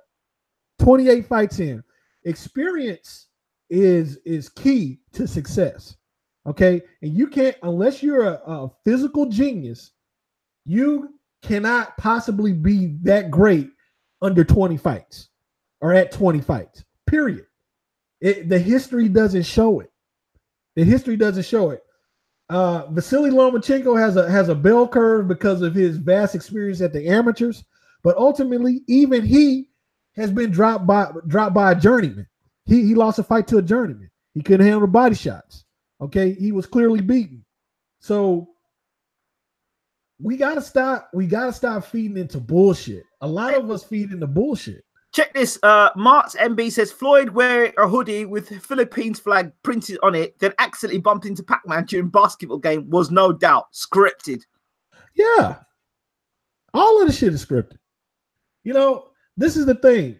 Floyd Mayweather, and I pointed out again, Floyd Mayweather benefited from the depreciation of the heavyweight division, and he masterfully succeeded at it. Of course. This guy generated $1 billion in revenue. Was it Floyd or was it the people behind Floyd? Of course it was the people behind Floyd. Floyd has the IQ of a dish rag. Okay? I mean, Floyd is a genius in the ring. Okay? I don't doubt that. But as far as people skill, as far as that's stuff that he's learned, because if you look at the course of his career, Floyd had the potential, but Floyd was very rough in the beginning. And his people did the right things. They developed the guy. They took him to a speech pathologist. Okay. You can tell Floyd started speaking better. He started to think before he spoke. He wasn't as hostile or aggressive after he reached a certain point. Pretty Boy Floyd was a different animal than Money Mayweather Floyd. Mm-hmm. Okay. And people have to understand, you have to look at the whole body of work of Floyd Mayweather to understand that evolution. But was that scripted? That Money Mayweather, was that whole script? Was that a script? I'm going to do you better. Oscar De La Hoya's scripted career. But he never stuck to script, because against Trinidad he was winning the fight and then decided to backpedal and start running, lost that fight. Against Shane Mosley, he definitely stick to script that one, because Mosley moved up 2 weight divisions from lightweight to welterweight and whooped his ass twice. I'm talking from the standpoint, you remember the 92 Olympics. Oh, Oscar De La Hoya, he's a guy from East Los Angeles. He comes from poverty. He made tortillas in the background, and he had a little carlanitas over there. But one day he decided to go into a boxing gym with his father, and he had tequila and Corona. And now He's in the Olympics, 1992. And he's the guy to beat. He's the most, man, they were playing Oscar De La Hoya ass up from Jump Street. He's the new golden boy. He's like Sugar Ray Leonard. And if you don't watch out, he'll tickle your ass too. But you know what? I have to say, in those days, I did buy into the Oscar De La Hoya. I thought Oscar De La Hoya could have beaten anybody before he got beat by Trinidad. I thought he could have beaten anybody. I thought he could move up to the heavyweight division because Oscar used to say something. If they're bigger than me, I get bigger than them. He goes, if they're faster than me, I get faster than them. And if they punch hard, I punch harder than them. That's what Oscar would say. I think, yeah, go on, Oscar, you could do it. And then of course, Oscar, he was following Sugar Ray Leonard's script. That worked for Sugar Ray, and Sugar Ray really never deviated, as far as I can remember. He followed it all the way through. De La Hoya started hitting that cocaine. He started doing things. He started going off script a little bit, but ultimately, his career was defined by a structure, by a script, and his marketing started the moment he won the Olympic trials. Because I remember watching it all the way through. I remember I'm trying to remember who he didn't beat. Parnell Whitaker. I don't remember him beating Parnell. Nobody beat Parnell Whitaker, man. I love that. Chavez didn't beat Parnell Whitaker. How do you beat a guy you didn't hit? Not one damn time. Love that fight. In fact, that's gonna be one of my super fights I do commentary on. That's one of my super fights, definitely. I love that fight. I'm like, Parnell Whitaker is the victim of scripts. He is. If I think about certain people, Guillermo Rigondeaux's a victim of script. Parnell Whitaker is victim of scripting. Parnell Whitaker is probably the most evasive fighter since Willie Pep. The person, if you say that, then I'm going to say that Meldrick Taylor is the ultimate person that suffered by the script. He got fucked by the script. You name me another fighter that could have been ripped 12 seconds from the end. Yeah, he got fucked by the script. I don't know how far my language can go, but it's the only way I can define it. That's it. But anybody else in history who has been messed around by script so badly? Yeah, Meldrick Taylor wore Chavez ass out as far as scoring. Chavez was punching him with anvils. Don't get it twisted, because Meldrick was never the same after that fight. Meldrick is more than slightly retarded now. He's hurt. He's hurt, but he won that fight. He won that fight clearly. He paid for it, but he won the fight. That's a guy that was totally screwed by the script, in my opinion. Totally.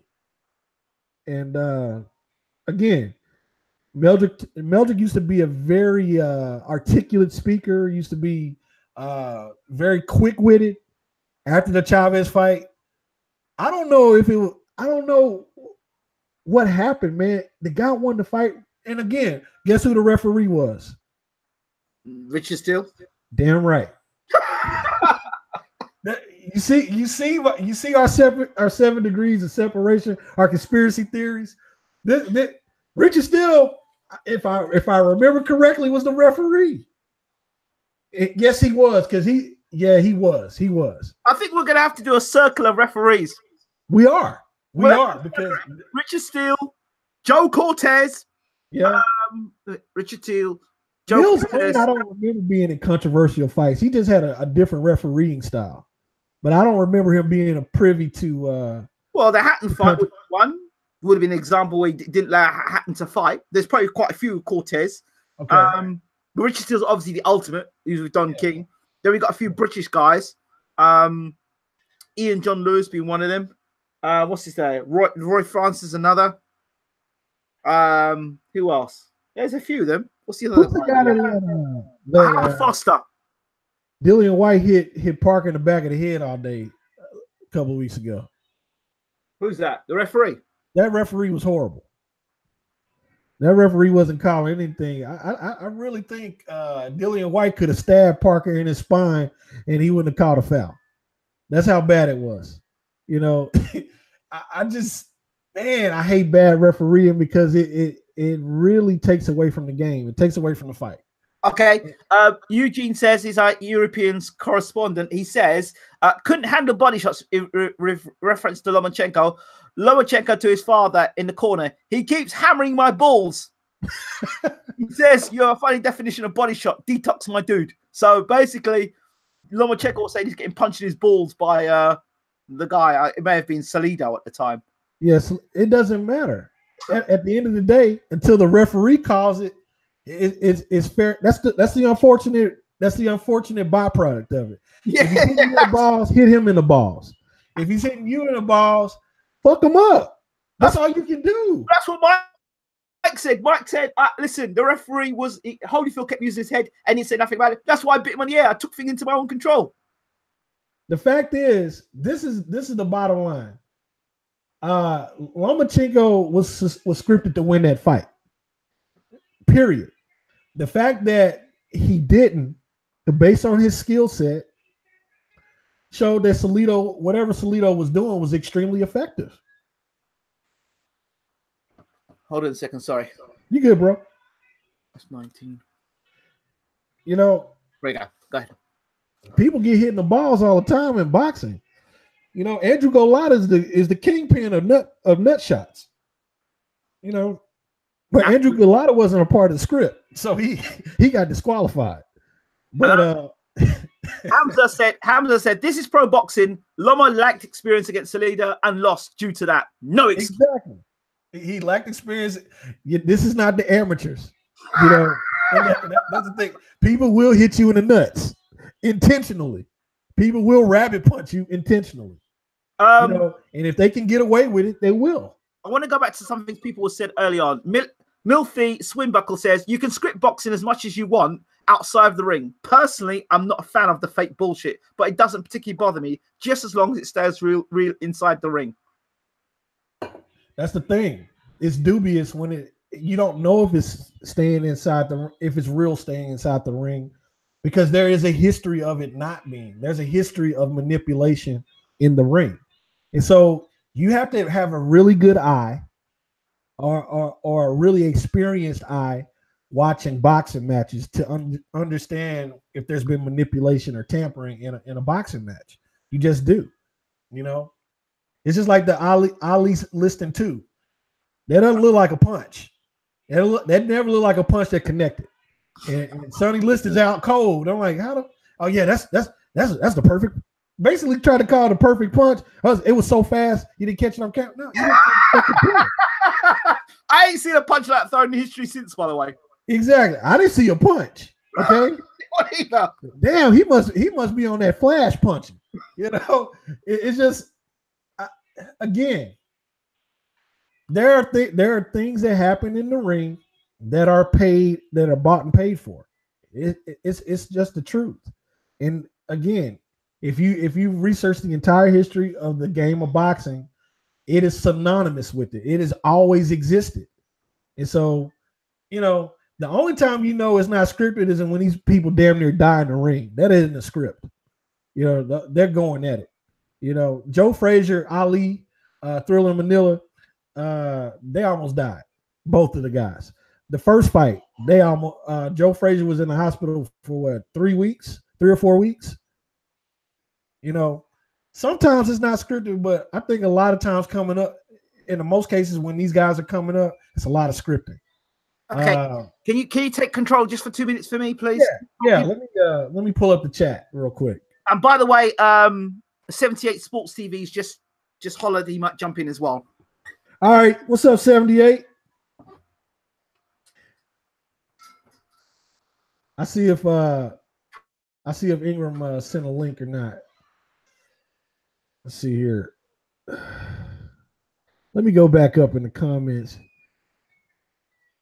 Eugene Volishin says Klitschko got knocked down 2 times in round 5 and 1 time in round 10. So Peter couldn't get more than 10 points per knockdown round. Well, my argument to that, bro, is the fact that Klitschko went down 3 times, no matter what it is. In the eyes of the fans attending, that's what it is. You know, judges see things differently. or are paid differently than many people.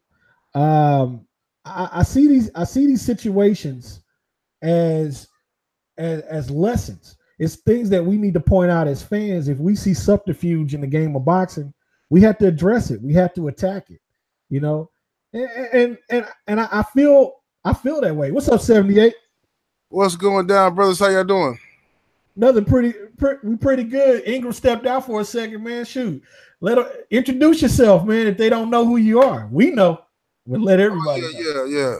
Salute to everybody in the chat, man. This is 78 Sports TV. Shout out to the Ldbc. Salute to my brother Ingram. How you doing, brother? Brother, I've just got back in the room. How are you doing, brother?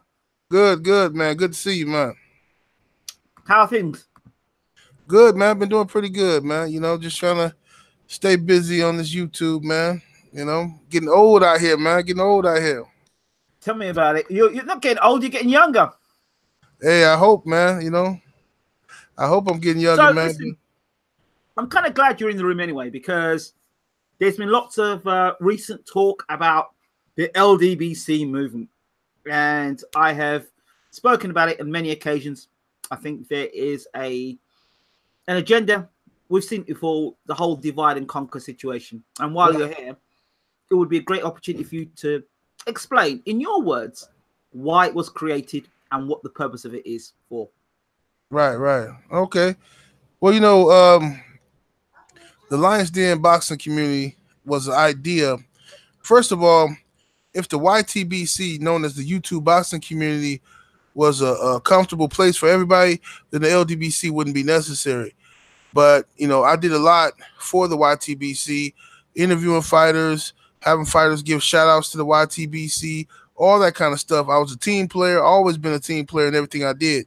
And you had a lot of people coming into what was known as the YTBC coming in, and they had a racial agenda, because the country of America was changing. All right.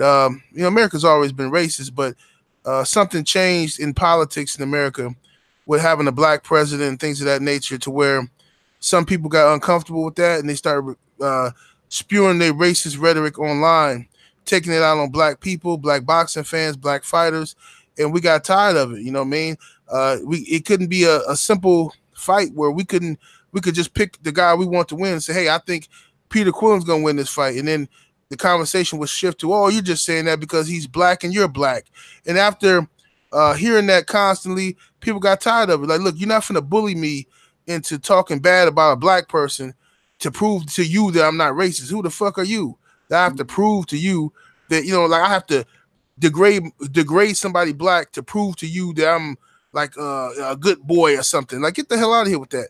So we tried to save the YTBC. We tried to get people to block these problem childs, these racists and these sellouts who kept pushing this racial agenda, but they wouldn't block them, and these guys just kept harassing us. So we said, look, this is what we'll do. Start the Lions Den boxing community, Ldbc, and we'll go our separate ways. All right, the guys who want to talk boxing over here, we can talk boxing, and if we want to talk about football, we want to talk about basketball, whatever, we can do that in peace without these idiots harassing us, making us feel like we're obligated to talk about whatever they think we should talk about. So at that moment, we did that. It didn't work because they still followed us. They still harass us. They still talk about us in every video, stalk us, and, all of that kind of stuff. So at the end of the day, the Ldbc has grown to bigger than I thought it would be. It was just an idea for a comfortable place for boxing fans, but now it's bigger than that. You know what I mean? Now it's fighters, trainers, people calling me, want to be down with what we're doing, want to, sponsorship offers, all kind of great stuff. You know what I mean? And it's a beautiful thing. And, if the haters want to hate, let them hate. But they're just helping us to grow at the end of the day. And also, a lot of these guys are simply just jealous of us and what we've done. And like you talked about earlier, divide and conquer tactics, that usually works on black people. Usually, you can go to one brother and say, hey, man, I like you, but I don't like that guy you hang with, that guy there, yeah, man, that guy's a problem, man. Get away from him. And then, you'll be so much better without him. That's what they do. And that usually works. You know what I'm saying? And I remember, man, you had a conversation years ago about that, about how they was going to try that one day, And, but, I'm glad we're around some intelligent brothers, man, because the LDBC is comprised of the creme de la creme, the best of the best. And we got some real intelligent brothers who are already hip to those kind of tactics. So that stuff don't work on us, man. We just here to talk sports, man, have fun in the process. We don't hate nobody or any of that stuff, you know what I mean? But a lot of people who can't defeat us verbally in debating, and they can't challenge they can't intelligently challenge our viewpoints. They change the conversation to something else, Oh, you guys are racist. Oh, you guys, listen, man, if you guys can come out here and just so happen to not like any black fighters, okay? If you just so happens you don't like any black fighters, okay? But you want to call me a racist because I criticize one or two white fighters, like, dude, get out of here. You know what I'm saying? Where y'all at when I'm criticizing Adrian Bronner, when I'm criticizing Joshua, when I'm criticizing Keith Thurman, when I'm criticizing all these black fighters, y'all don't say shit. You like it, you enjoy it. You want to pat me on the back and say, good boy. But when the tables turn and I'm showing the same energy towards Kovalev or Triple G or somebody like that, now you want to turn it into a racial issue because you think you're gonna bully me into into not talking or speaking my mind. That's not gonna happen. We say one of the scripts is that people will see me and they'll say, what's your thoughts on LDBC? And I will say, one of the reasons why the LDBC was created was because of divide and conquer. This is why it was created, because people went in, said things that were not right, were not correct. And so what's happened now is that there is a story that goes around the LDBC is a racist community. All the LDBC has done, you know what? We don't want to be a part of this nonsense anymore. We want justice. We want our own space to do our own thing. That's what's been going on. So I said, why do you think I continue to bring people from the LDBC community in? As in all honesty, if I were to say I'm against the LDBC, I'd be basically saying I'd be against myself. Because what separates me from you, brother? Nothing. There isn't. Because a racist won't see BWTM Sports and 78 Sports TV. The racist will see two guys of color talking. That's it. That is how it goes. That's how it is. And so therefore, one of the beautiful things of having you on here today is that you can also talk to me about the misconceptions of the LDBC. And what do you think those misconceptions would be? Misconceptions is that this is an all-black organization. Okay, first of all, we have so many Mexican members, so many Arab members, white people. This is a collection of boxing fans. Okay, but because the majority of the out front people, the leaders, are black, that's uncomfortable to some people. So they want to make it a racial thing, like, oh yeah, you guys, it's stupid shit. You know what I'm saying? It could easily be debunked. You know what I mean? If you watch the LDBC videos, you know what I'm saying? There's plenty of people that's not black. That's one misconception. Another misconception is that we hate white fighters, which is a lie, an absolute lie. You know what I'm saying? You got plenty of brothers in the LDBC who love Lomachenko, you know what I mean? And even I like Lomachenko. I just don't believe he's as good as they say he is as far as historical purposes. I don't think he's one of the greatest fighters I ever seen or the greatest fighter or anything like that. I think I've seen a lot of great fighters before, okay? And Lomachenko's career is not done yet, so I think it's too early to rate him all time, right? That's all I've ever said about the guy, but they say I hate him, all right? Triple G, I should defend Triple G. I should defend this guy to you know what I'm saying? Like, I was out here like one of the only people defending this guy. I still got videos on my page from years ago defending him against all these guys ducking him. Everybody ducking him, black, white, everybody. And what they ended up doing was they ended up calling me a racist the first time I criticized the guy. All this defending I did for Triple G, the first time I criticized him for not I didn't like how he handled the Andre Ward situation, him and his team. Didn't like it. I criticized him for it, and then all these videos came out, comments, oh, you're a racist. You're a racist. You criticize the Triple G because he's white, and you like Andre Ward because he's black. So that pissed me off I was just so pissed. Like for 3 years, I've been on here defending this guy, criticizing one time, and you sum up everything to race. So, that's another misconception, is that these guys bring up race every time, but they say we do it, but it's them. If you listen to any of these haters of the LDBC videos, they always talking about race. It's always either some black guy trying to prove to white people that he's a good boy, and I'm not like them LDBC guys. I don't see race. Me on this, they either trying to do that routine, or it's some non-black person calling us racist and saying that we support black fighters. Meanwhile, you've never seen one video on YouTube, not one video. Have you ever seen on YouTube of anybody calling out Mexican fight fans for supporting Mexican fighters? You've never seen somebody call out Puerto Rican fight fans for supporting Puerto Rican fighters, right? It's only when black people support a black fighter does the issue of race come up. You know what I mean? Because we're always made to feel like you're not supposed to support that guy. Everybody else can, but not you. And I don't believe that, and I'm not finna shuck and jive about it either. Well, okay, 78. What about there being a script? Do you believe there's a script across the YouTube galaxy? Say again, brother. Do you believe there's a script in the YouTube galaxy? Do you believe that there is a script that says you must do this, this, this, and this, and if you don't do this, this, this, and this, therefore you will be, I hate the term, blacklisted. You will be forever tarred with, he's a racist. And so that shuts you down for what you're trying to say. And then you've got these fake ass people out there that are repeating and regurgitating garbage out there, and they get all this sort of like, what's the word? Adulation and worship. Oh yeah.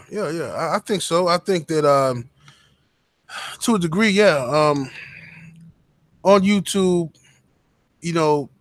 especially if you're a black channel, okay, if you're a black person that has a YouTube boxing channel, then people are going to look at you funny right away. People are going to expect you to talk and think a certain way. Okay. Mm-hmm. If you think outside the box, if you, you might like, your two favorite fighters might be, say, Lomachenko, and let's say hypothetically, your two favorite fighters are Lomachenko and Deontay Wilder. Okay. Now, you praise Deontay Wilder, you praise Lomachenko. All right. What's going to happen is the people who love your Lomachenko videos are going to come to your Deontay Wilder videos and say, oh, why do you like Wilder? Is it because he's black? And just totally ignore the fact that you like Lomachenko. Totally ignore it. But that's the state of this country, man. America is in the world, period. But America definitely there's a lot of divisive stuff going on in this country, man. And there's a hatred. There's a real hatred for black people and black people's opinions. And the idea of black people sticking up for each other or believing in each other or inspiring each other, that's offensive to some people. And they let that spew out, man. They really let it spew out. They always talking about black IQ level and you're not intelligent, you're stupid. The same thing that the president of the United States is doing right now about black people. This is what they do online as well, because that's code talk. That's racist code talk, because the narrative that black people are somehow not intelligent or inferior. You know what I mean? That's what they do. And they try to challenge our belief systems all the time. But yeah, YouTube is full of it, man. I'm going through it right now. I can't even do live streams anymore. I'm on probation for a video I did 3 years ago about black parenting. I mean, just think about that. I got not copyright, but a community guideline strike for a video I did about black parenting. You know what I mean? Now, nothing in the video I said was offensive or crazy or anything like that. I appealed it and lost. So, I mean, it's amazing. But this is what they do. It's what they do, man. But meanwhile, other channels can come on YouTube and call black people the N-word, and that's called freedom of speech. That's what they call it. Okay. Okay. So, I mean, this conversation needs to be had. Do you think that the LDBC has had the platform so far to explain their position? I mean, we could go from the standpoint, but why do I need to explain myself? We don't need to explain ourselves. We're just going to do what we do. They don't explain themselves. So why should we explain ourselves? You could go from that basis. Or you could come from the basis that, hey, this is what we do. This is what we really are about. So that way it sets the record straight. So anybody who wants to start trying to assassinate that or change that, they have to, then it makes it more difficult for them. Well, I believe this. I believe that people know what we stand for and what we're about. They're trying to create a fake narrative. And I'm not going to be put in a situation to, keep explaining who I am and what the LDBC is about. I'm not going to do that because then I let them win if I do that. If I got to keep coming on here explaining myself and explaining who I am and how I feel about this and that, they don't care. The whole point of it, they don't really care. Because when we were in the YTBC and we was riding for the YTBC, they didn't care. There's a disdain for black thought and black opinions. There's a disdain for that online, okay?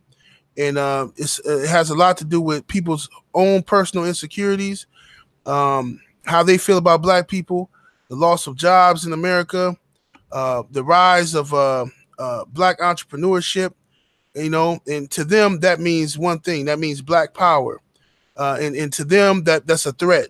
And that means that if you're a black entrepreneur, you're trying to give your people advice, you're trying to get your people, uplift your people, you must be a racist. You must be for black people.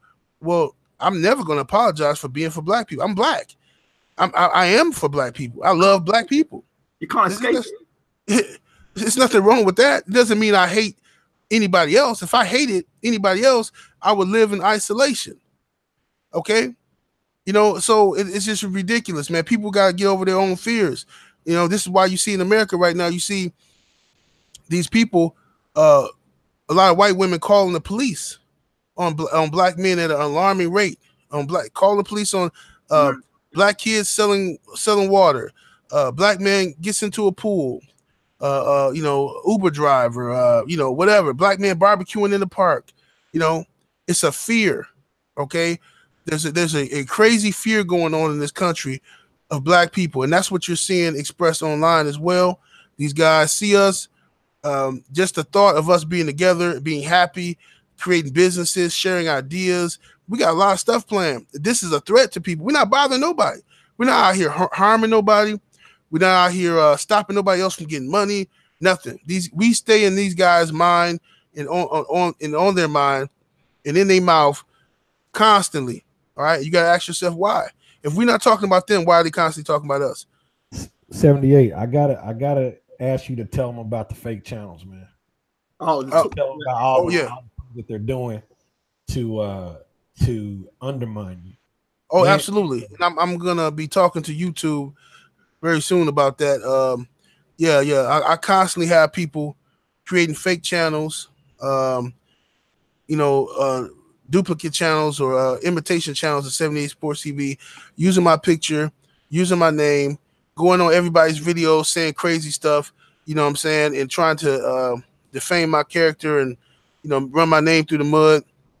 And, I've alerted everybody that I'm close to of this. I told all the fighters I talked to, all the trainers, I've alerted everybody that, hey, if you see anything that don't sound like me, you got any questions, any funny business, if I leave you some crazy comment, call me, text me, okay? Because I told them we got some people online.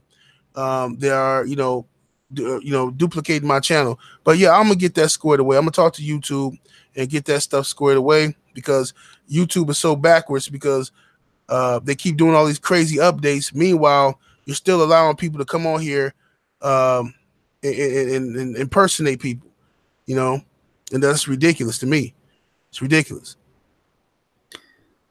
Possibly it might be time for certain people to leave YouTube and go to another platform and create something else elsewhere. Oh, absolutely. That's another thing I'm working on. That's good to hear. Now, I do want to talk about that Deontay Wilder Joshua situation, but I think that opens a whole different can of worms up. I definitely want to talk in depth about that. But I'm not sure if you're aware of under the BWTM logo, you'll see round for round boxing. Are you aware of what's going on with round for round boxing in our partnership? No. Well, basically, BWTM Sports has now have got a partnership with Round for Round Boxing, the next big boxing game coming out on Xbox, PS4, and PC. We are. Congratulations! Yeah, so we've got the deal. It's a partnership, and if you go on the channel itself, the fighters we've got so far that will feature in the game: Amir Mansour, Andrew Ruiz, Butterbean. Who else we got? Hester. Who else? I've got a list of them. Who else? Steve Forbes, Chop Corley, Fernando Vargas. Who else? Jesse J. Leha, and a few others. But those are names so far. But there's so many names, and I'm one of the consultants now on there. But the thing is, and there's some really, really big names that are going to be a part of this movement and this game. So I just wanted to let you know about it and let your viewers know about it. Round for Round Boxing, it's coming out, and we're going to have regular updates. Now, one of the guys that are behind this is a guy called Floyd Mayweather. I don't know if you're aware of him. No, I've never heard of him. I don't think so. Floyd Pablo. It's actually a black guy. He was the #1 guy on Fight Night. The Fight Night series is #1 guy. He was unbeaten. I think it was 122-0. He used to on Xbox and PlayStation. I think it's PlayStation 3. So he was #1 guy across the board on the game itself. So he's part of trying to get the dynamics of the game together. So we've got a great team. So, yeah, that's what's been going on at the moment. So, Round for Round Boxing is the place to be. That's what's up. Congratulations. Thank you so very much. We've got some great developers on board as well. So, yeah, I just wanted to let you know that as well. So, it's some good stuff. Well, I would talk to him. I'm going to buy my way onto that game. I'll give him some money. I need to be on there. Y'all need to put 78 Sports TV on there, knocking out all bums. One of the things I know, what's your thoughts on having a new boxing game coming out with all the fighters, past, present, and future? Man, I love it, man. I mean, look, I don't play video games anymore, but when I did play, the only video games I played were fighting games and sports games. It would either be basketball, football, and boxing, or like, some martial arts Tekken type game or something. Yep. I didn't play the other games, so and I ain't played games in, I don't know, 15 years or so. But I haven't heard of any new boxing games out. That's because I asked somebody maybe a couple of months ago. I said, hey, any boxing games out? Because I would get a game system if there was a boxing game out.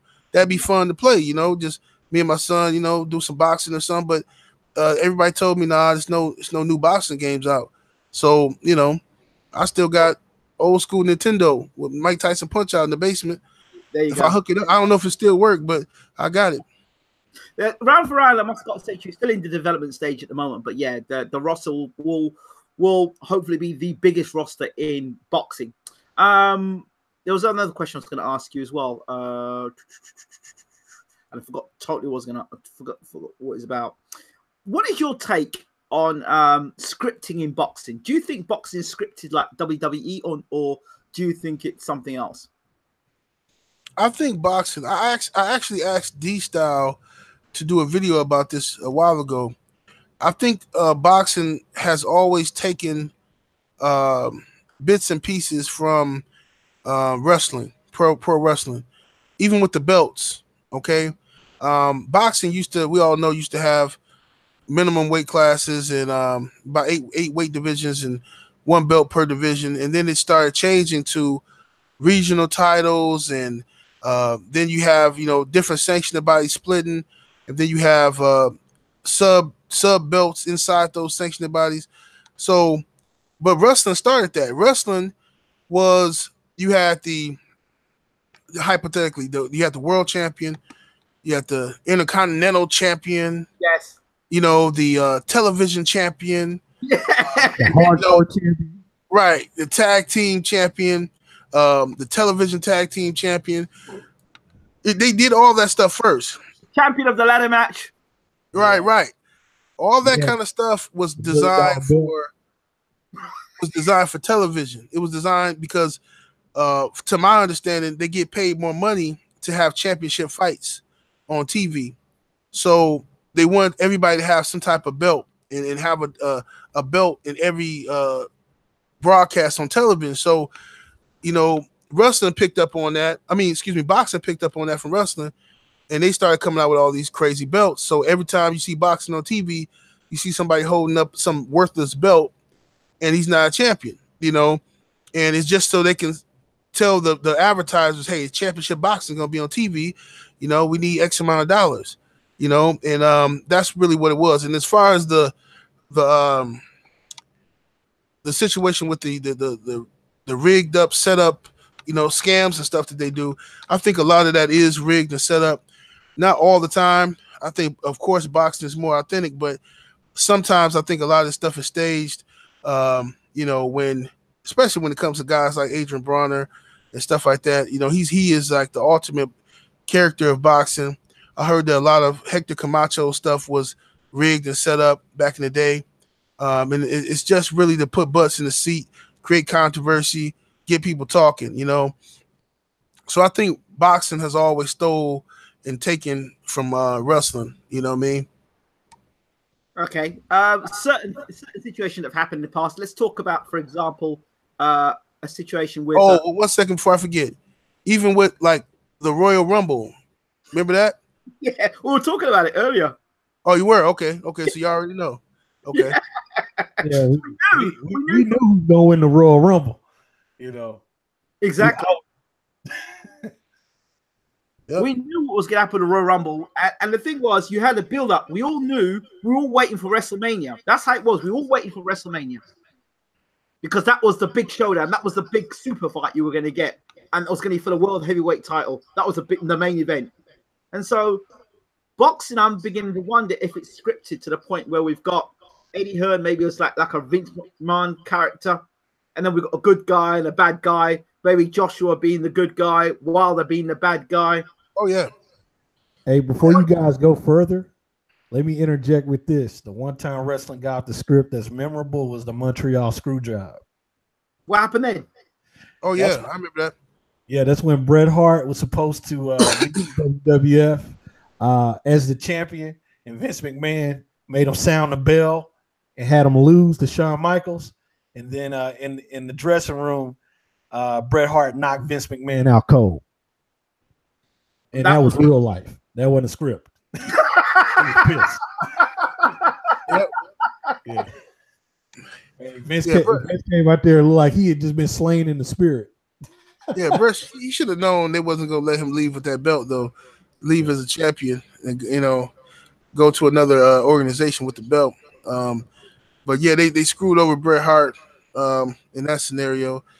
But, yeah, like you say, the Royal Rumbles, all that. Boxing and wrestling always fed off of each other, you know what I mean? Because I think boxing first had the Royal Rumble, which was, you know, pretty much a racist affair where you would get a bunch of black fighters like Joe Gans and them people and blindfold them, tie them up together and make them beat the hell out of each other until one man was left standing. And then wrestling later on took that and called it the Royal Rumble. And they didn't blindfold people, but it was the same name and pretty much the same concept, one man standing left, you know. So boxing and wrestling always fed off each other. Wow. And the future, very quickly, your thoughts on Fury Wilder. Fury versus Wilder, man. Excellent fight to me. I think that Fury will be ready when he fights Wilder, and I think he's going to surprise a lot of people. I think we're going to have, as a Wilder fan, I'm going to have a lot of scare moments in the fight. Fury is awkward. He's tall, rangy. Wilder hasn't fought anybody to my knowledge. I don't remember Wilder fighting anybody this size and this rangy. So, and with this boxing IQ, I think Ortiz, I think, was Wilder's biggest test. He passed that test, but this is going to be a tough fight. I think, me personally, I think Fury is going to be a more dangerous threat than AJ, because I think AJ is tailor-made for Deontay Wilder, because he's robotic. He's a good fighter, but he doesn't move his head enough to avoid that right hand. I think Fury is going to be herky-jerky, real unorthodox. And I even think, the first couple of rounds might be boring to people. It might be, it might look like two sloppy guys in the ring. It might look just weird, because Wilder has an unorthodox style already. Fury has an unorthodox style. I think it's going to take time.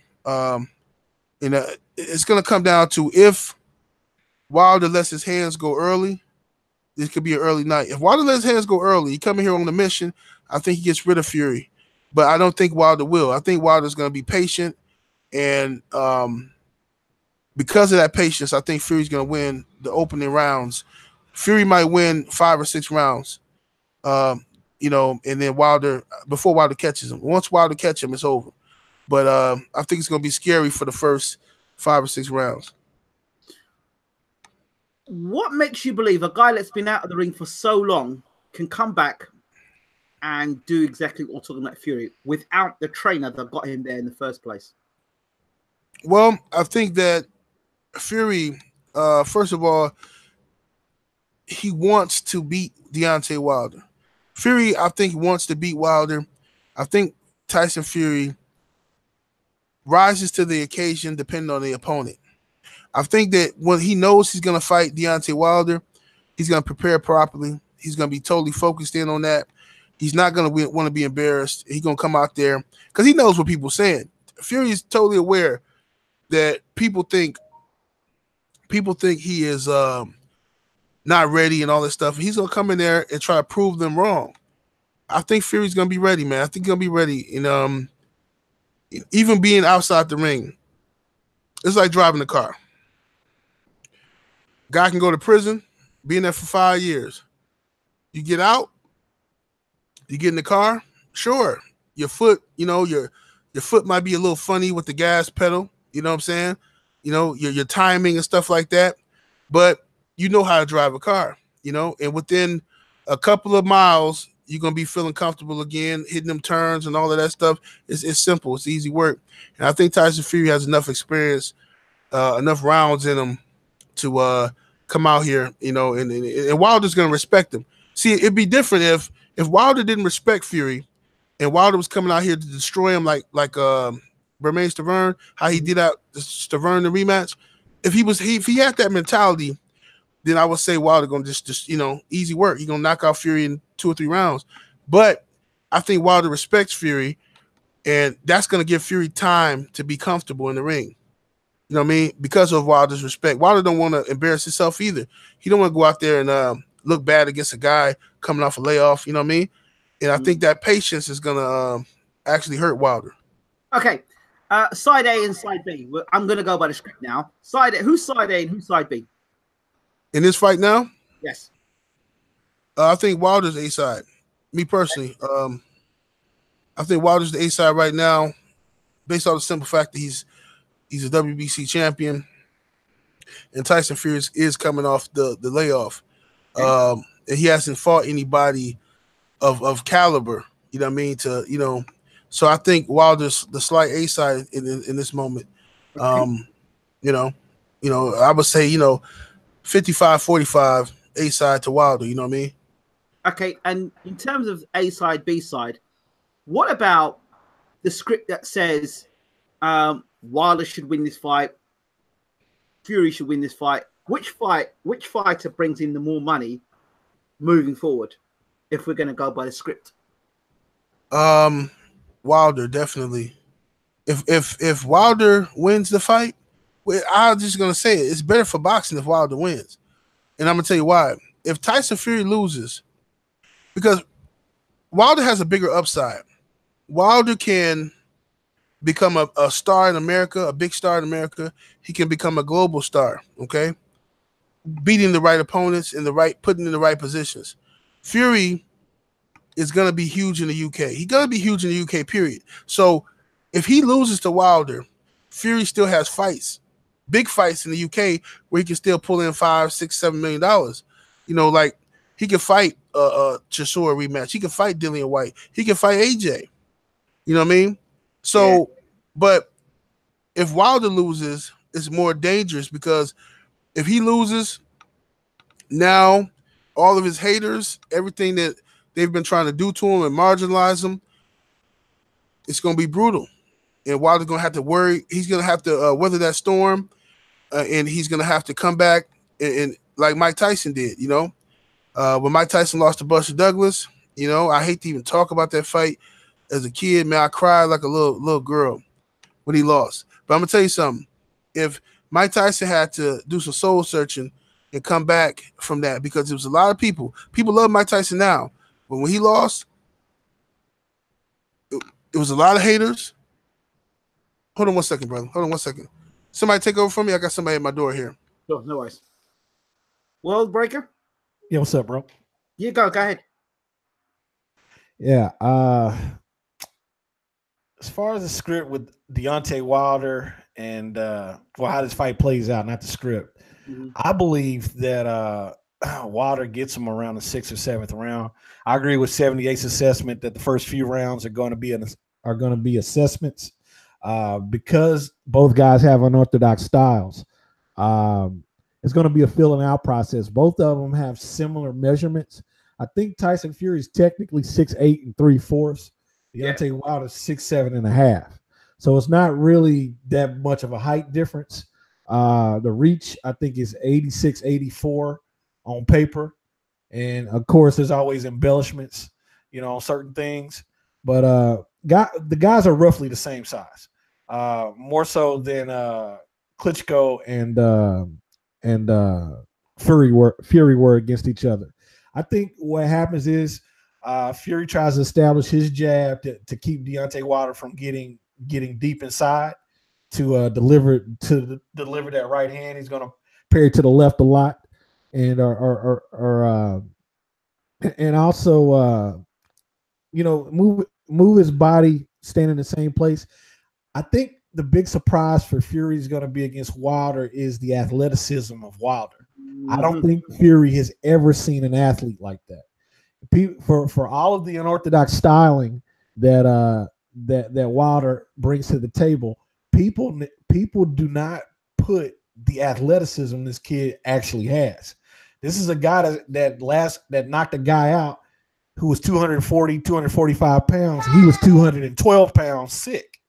You know, had just gotten over the flu, and he knocked the guy out like he was 250 pounds.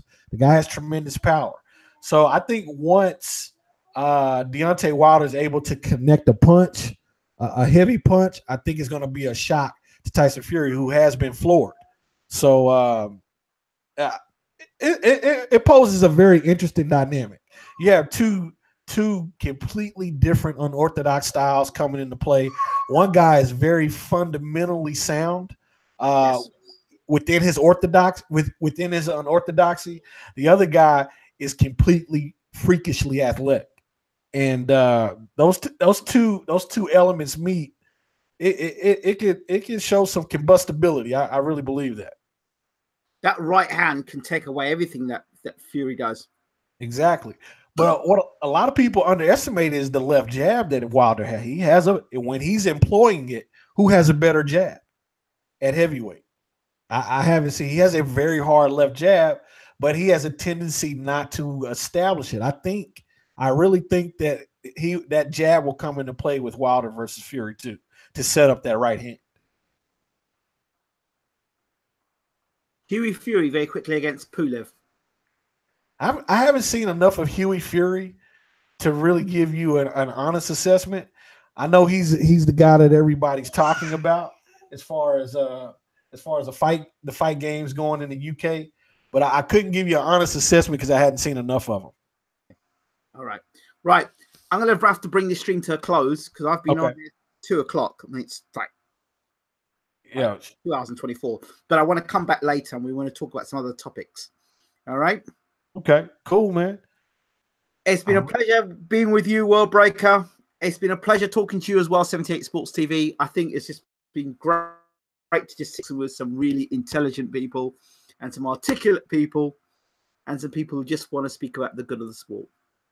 Yeah, it's great, man. It's a Isn't it great sport when coming together. And guess what? We wasn't screaming at one another either. You said we didn't scream at each other? We didn't scream at each other either. What's the point? We're all men of a certain age. We don't need to scream at anything. we can civilly disagree to disagree. You know? And again, once again, we once again have gone off script. The script is for us to get in a room and start shouting at one another. Remember? Yeah. That's the script. Yeah, I'm not that dude. You know, I'm not that dude either, and I don't. 78's that dude when we're all together. So thank you all so much, guys. I hope that answers some questions about the LDBC community. I don't think they have to answer any questions personally, but it's for those who maybe misconceiving ideas or made misjudgments. Got no excuses now. Right, this is BWTM Sports. We're out of here. Take care. All right, bro. Take care.